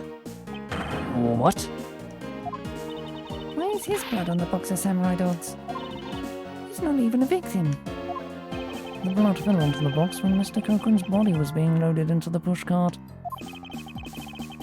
At that time, the only two people in the dressing room were the victim and its killer. So that's what you mean. If the blood doesn't belong to the victim. Then there is only one other person it could belong to. Yes, and that person is yes, And that person is the murderer himself. That's the only logical conclusion. Oh, but Mr. Cochrane was the one who was stabbed, sir. Why would Mr. Albert have been the one who was bleeding? What if during the murder Mr. Cochrane had fought back? You mean, if before Mr. Alba could kill Mr. Cochrane? Kill him, Mr. Cochrane managed to wound Mr. Alba. Yes, although I believe we have a piece of evidence that proves that he was bleeding then. What is the piece of evidence that shows Mr. Alba was probably bleeding at the time? Take that! Mr. Alba, you bear on your body a great wound. It was from when Demas II attacked me with a pair of scissors. Yeah, and that happened way after he was in the dressing room. Ah, but is that what really happened? You can manufacture a weapon by smearing blood on it, so I can't just accept that as fact. Shall we try a test, Mr. Alba, and see if the shape of your wound matches the scissors? Objection! You really are something else, Mr. Edgeworth. You don't let a single thing slip you by, no matter how insignificant a possibility. You're one to talk, Mr. Alba. You managed to give the law the slip for 10 years as the smuggling ring's leader. No matter the danger, you can hide every last ounce of fear and anxiety from everyone. You truly are a one-of-a-kind criminal. Objection! I am the master of my fear. However, to think that a person such as you could miss such a large thing. You believe I've overlooked something? You said that my wound was caused by Mr. Cochrane, and that it was caused here in one of the theatre's dressing rooms, right? Yes, that is correct. I'd like to point out that it's simply not possible. My wound is a stab wound, and one that could only have come from a blade. I wonder where you will propose that such a weapon came from. This theatre was packed with security guards.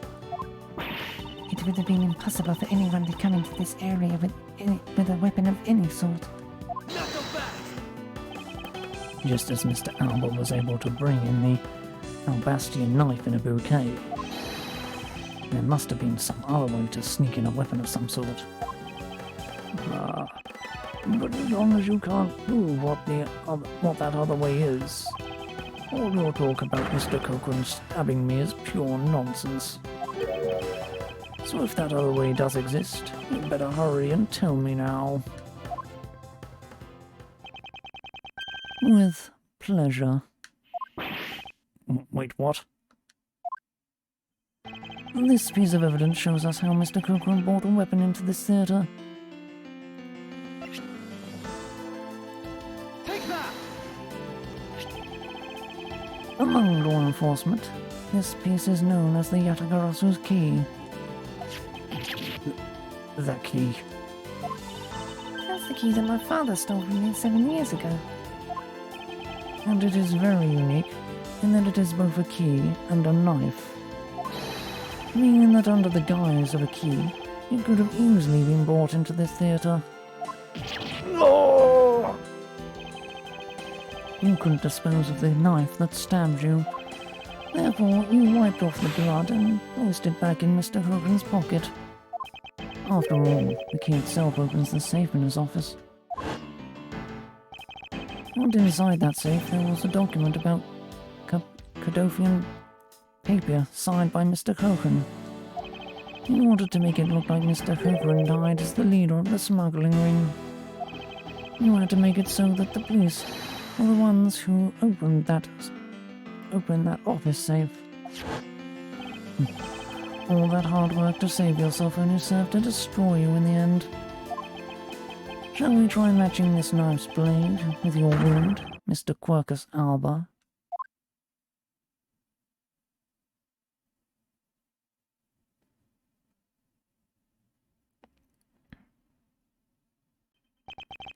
And that is what some may call the coup de grace.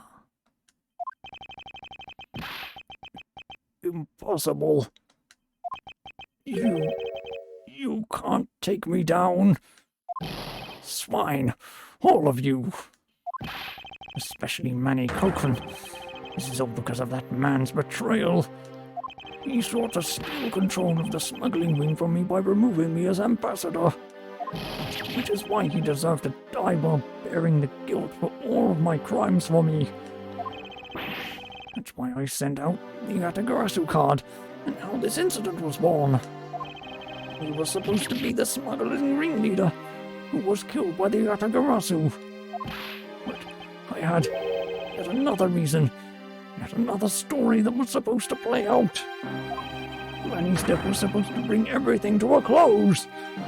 And I would have gotten away with it too, if it weren't for you meddling prosecutors. Mr. Alba, I'm afraid there is one more question I forgot to ask. This country's, or our best's, which country's court would you like to face first? Either way, it's game over for you.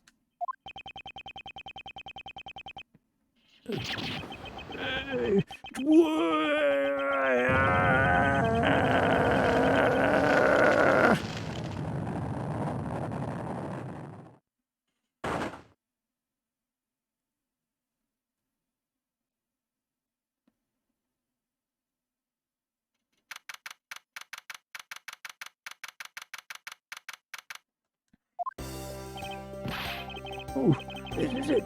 The big day. It's Mr. Alba's trial today.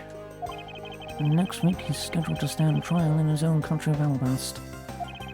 Francesca is heading that one. I suspect she'll be serving a full course of whiplashes at it. Having to face Miss Von Karma in court right after facing you, sir. Oh, I don't even want to think of what that would be like.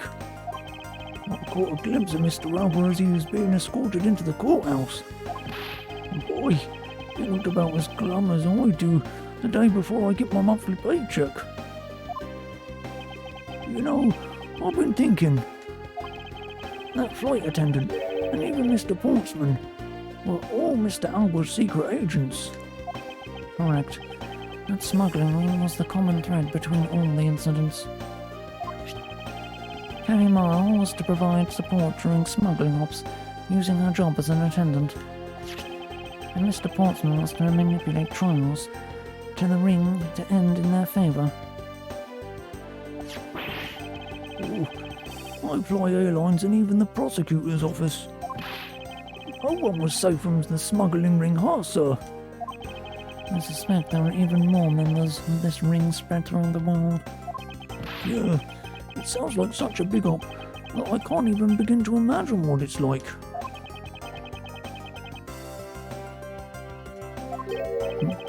What is it, Detective? Oh, nothing. It's just, well, come to think of it, Mr. Ernest Amano's trial is also scheduled for later today, sir. I'm aware of that. Mr. Amano has been working with the smuggling ring now for over 10 years. He used the Amano Group's various connections worldwide to assist the ring. But all of that has come to an end, as his conglomerate is now undergoing harsh scrutiny. I owe Mr. Amano a debt of gratitude, but he must pay his debt to society.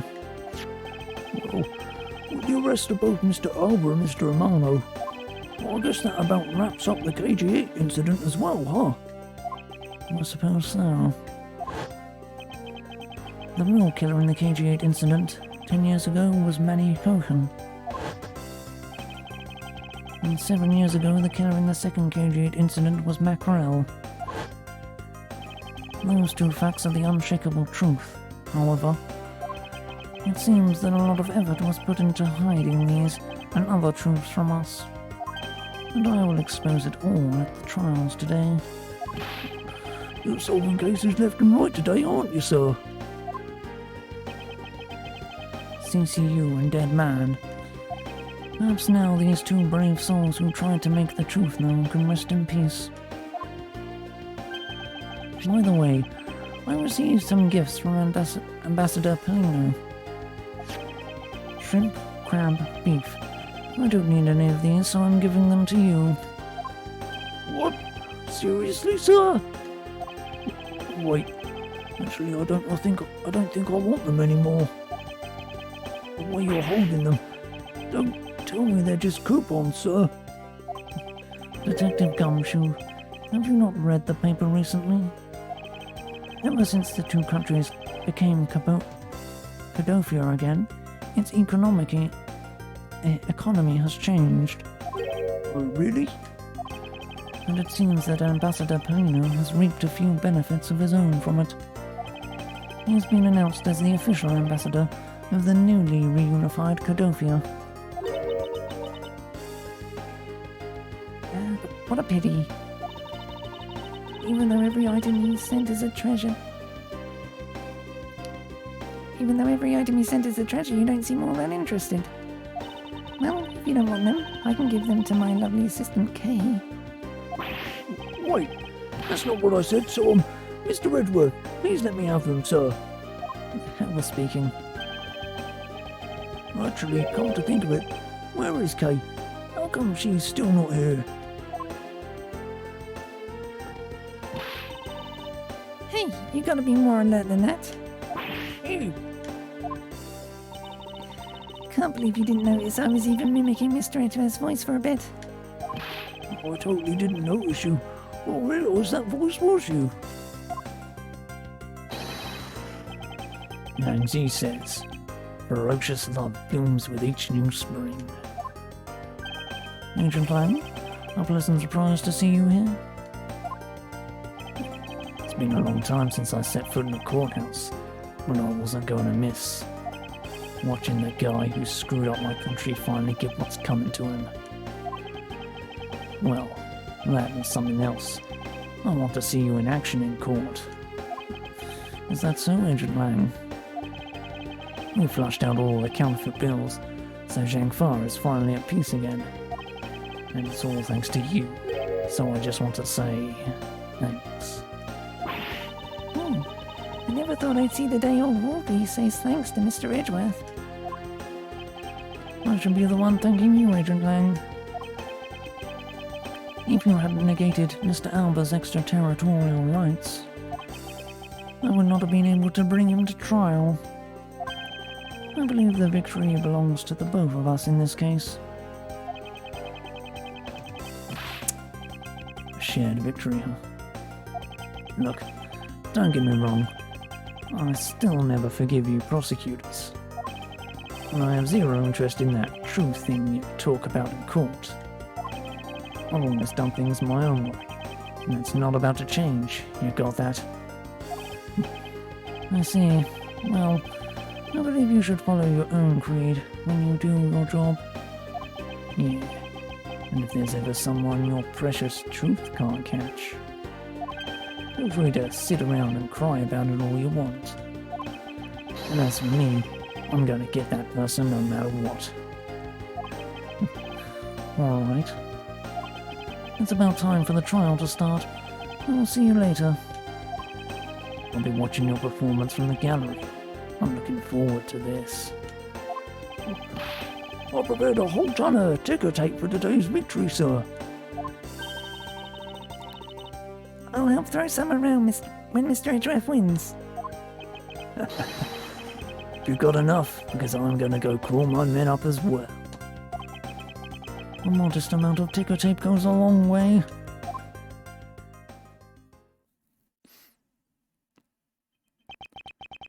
The scene shifts to the courtroom, and the final act of this long tale begins. The legend of the great thief Yatagarasu. It's the story of those who chose to dedicate their lives to the pursuit of the truth. Prosecutors are those who seek a guilty verdict for the defendants they meet, and to that end you have no choice but to win by any means necessary. That creed was forced on me since I was very young. However, I no longer think that is all prosecutors, and that is because fucking autotext. Ugh! There's no need for that to be automatic.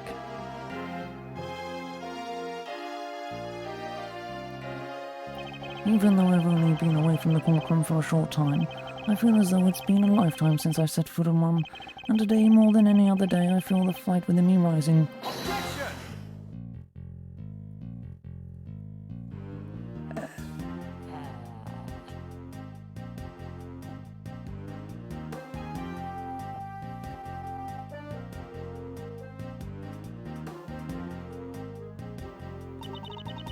I'm really in Mr. Edgeworth's step for the other day.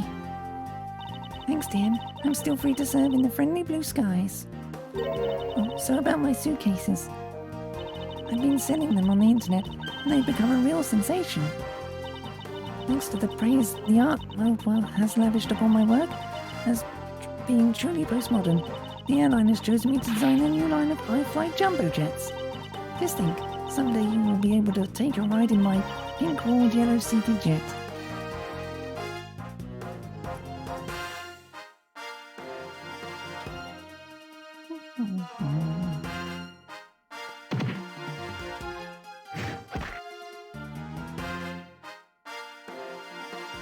Edgeworth, that rudeness of a man. Because of him, my time and money is wasted. But more importantly, I received a most fantastic treasure recently. The primitive statue of the Principality of Codofia. It weighs a bit light in my hands, but the Ambassador Polino was most generous. Gave him the fake.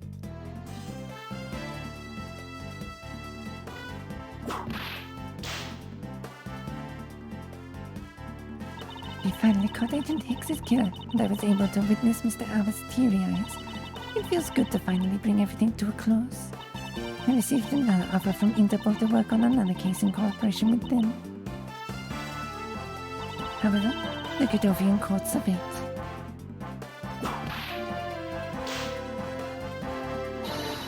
Codovia's air is supposed to be very fresh, but my whip should find new vigor there.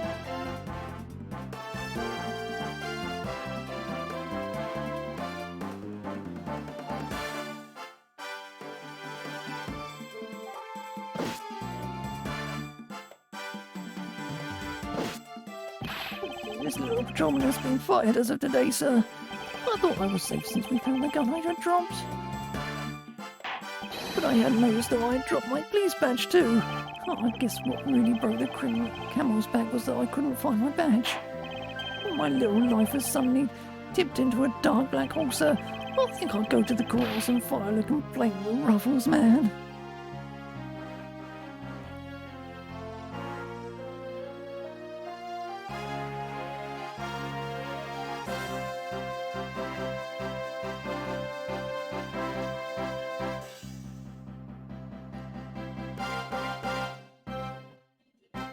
I was actually hoping to talk with Mr. Edgeworth a bit more than I did.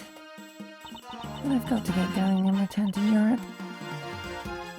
I've still got a long way to go and a lot of stuff to study there. Next time I'll help Mr. Edgeworth on a case, and I'm going to do it as a real forensic scientist. I'm sure he's going to need all the help he can...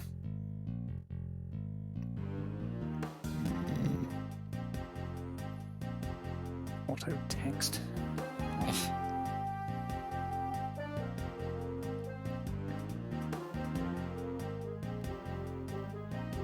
Because the kidnapping was staged, I was let off easy.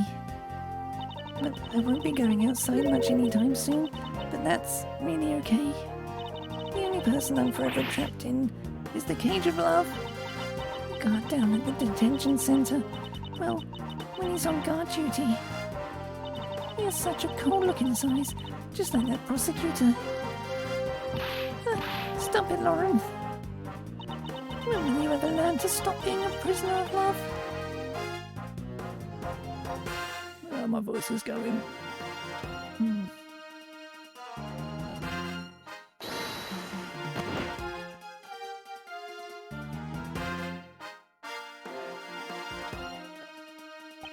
Appears there are all sorts of drama that takes place outside the courtroom.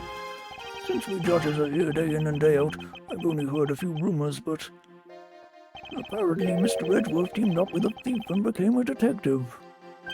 Maybe I should team up with a bailiff and try to become a lawyer or something.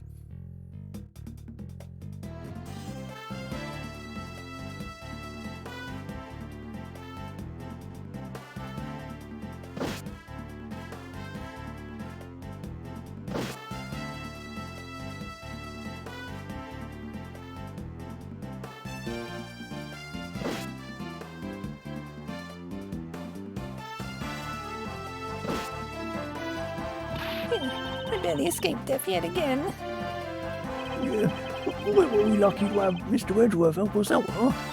Yeah, because I lost the key, I got fired from my security guard job. Well, don't let it get you down, Maggie. You still got me. You're right, sir. I won't be sad. I'm going to pick myself up and get through this. I wonder what my next job should be. This is actually kind of fun.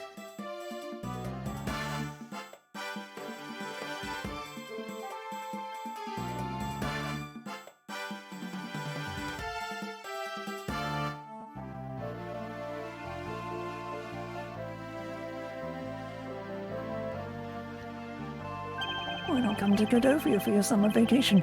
We have coupons aplenty. Right now our embassy is proud to present our Let's Investigate a Murder show.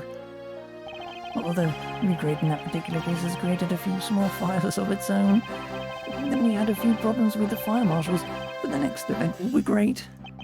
It will be an attraction entitled Capture the Atagarasu. Of course I hope to enlist Kay's help in creating our latest attraction.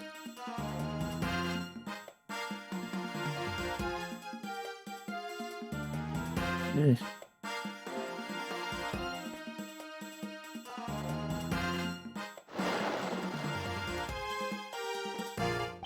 I can't believe that Mindy ditched me and went to Japan.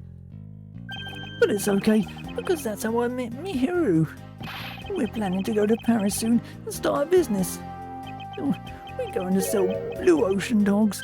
They sell like hotcakes hot dogs for sure. A blue hot dog in a blue bun.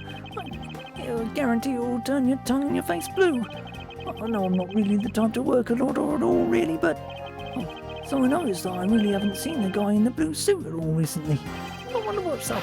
Well, the next time we meet him, I'm going to make him eat one of my dogs.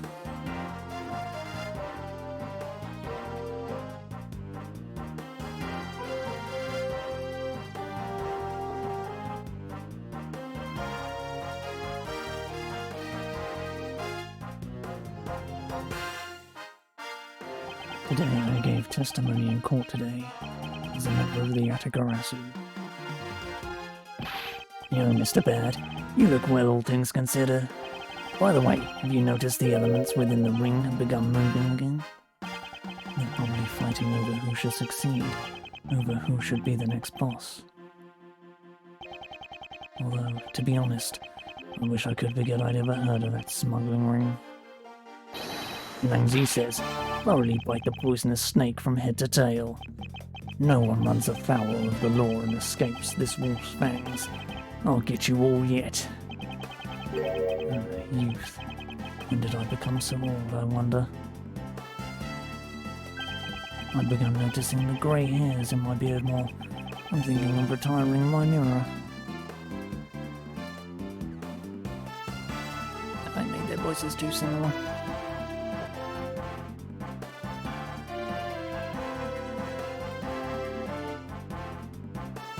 Oh, this is going to be all back, isn't it? I was the Pink Princess and the Pink Badger all in the span of 2 days. Talk about busy. But it's alright, because I got a letter from my beloved Edgy Poo. Please take care of your hip, and when you wish to speak first, take off your headpiece. What does he mean by that last statement? It's not like I enjoy being under a headpiece every time I see him. And there's some creepy fuzzy pink animal, and then I was the Pink Princess, just as even ever since I started hat on my head to wear my own costume or something. Every single time.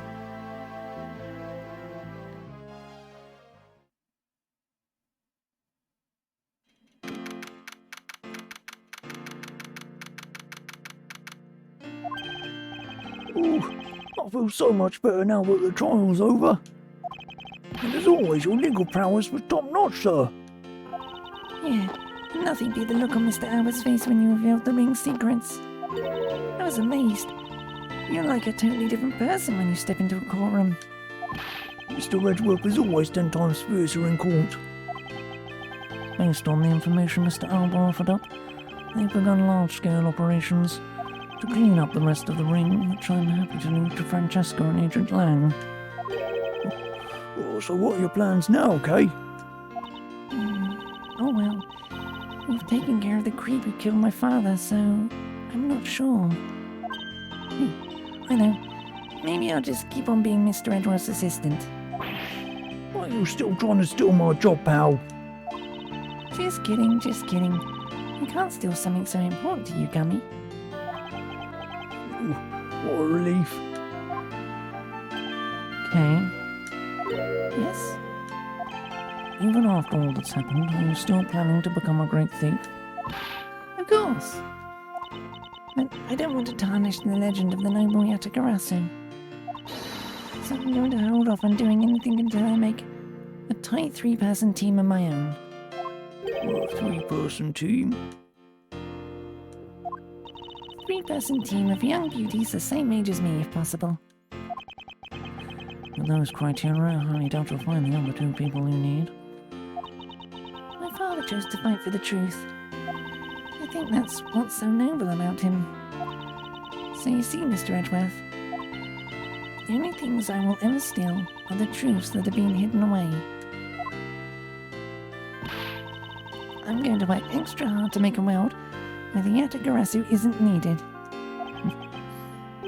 Let's both strive for such a future.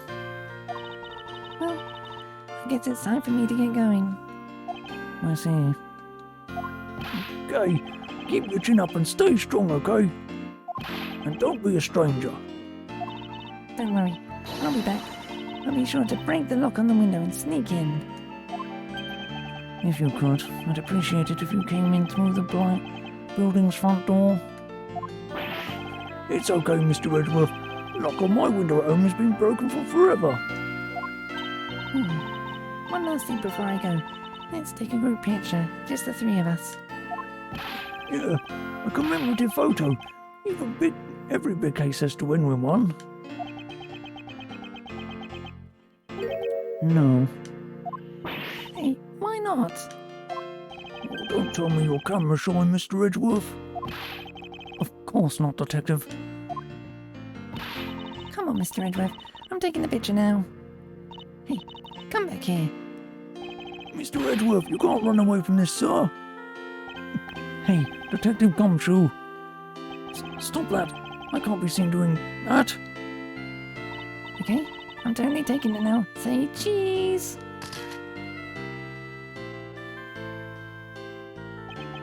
And thus, the long tale of the KG8 incident came to a close. It's all the demise of the smuggling ring and the birth of a little great thief. But there is little time to rest and relax, for I am eager to tackle the investigation into a new case. And the reason for my eagerness is I want to pursue the truth, and I want to believe in the strength of those who use the power of the law for good. As someone who has chosen to live my life as a prosecutor, that is my new creed.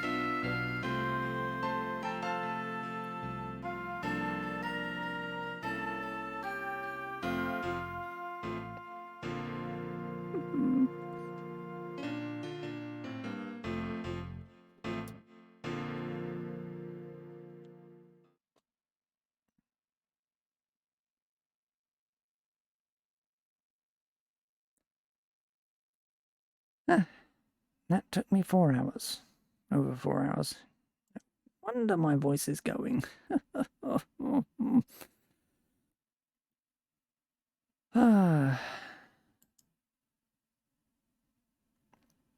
Right.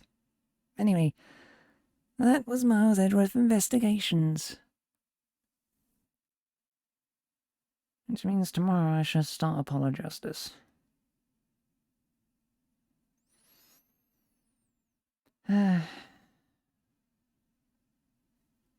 Oh. Anyway, For now, though, that will be all.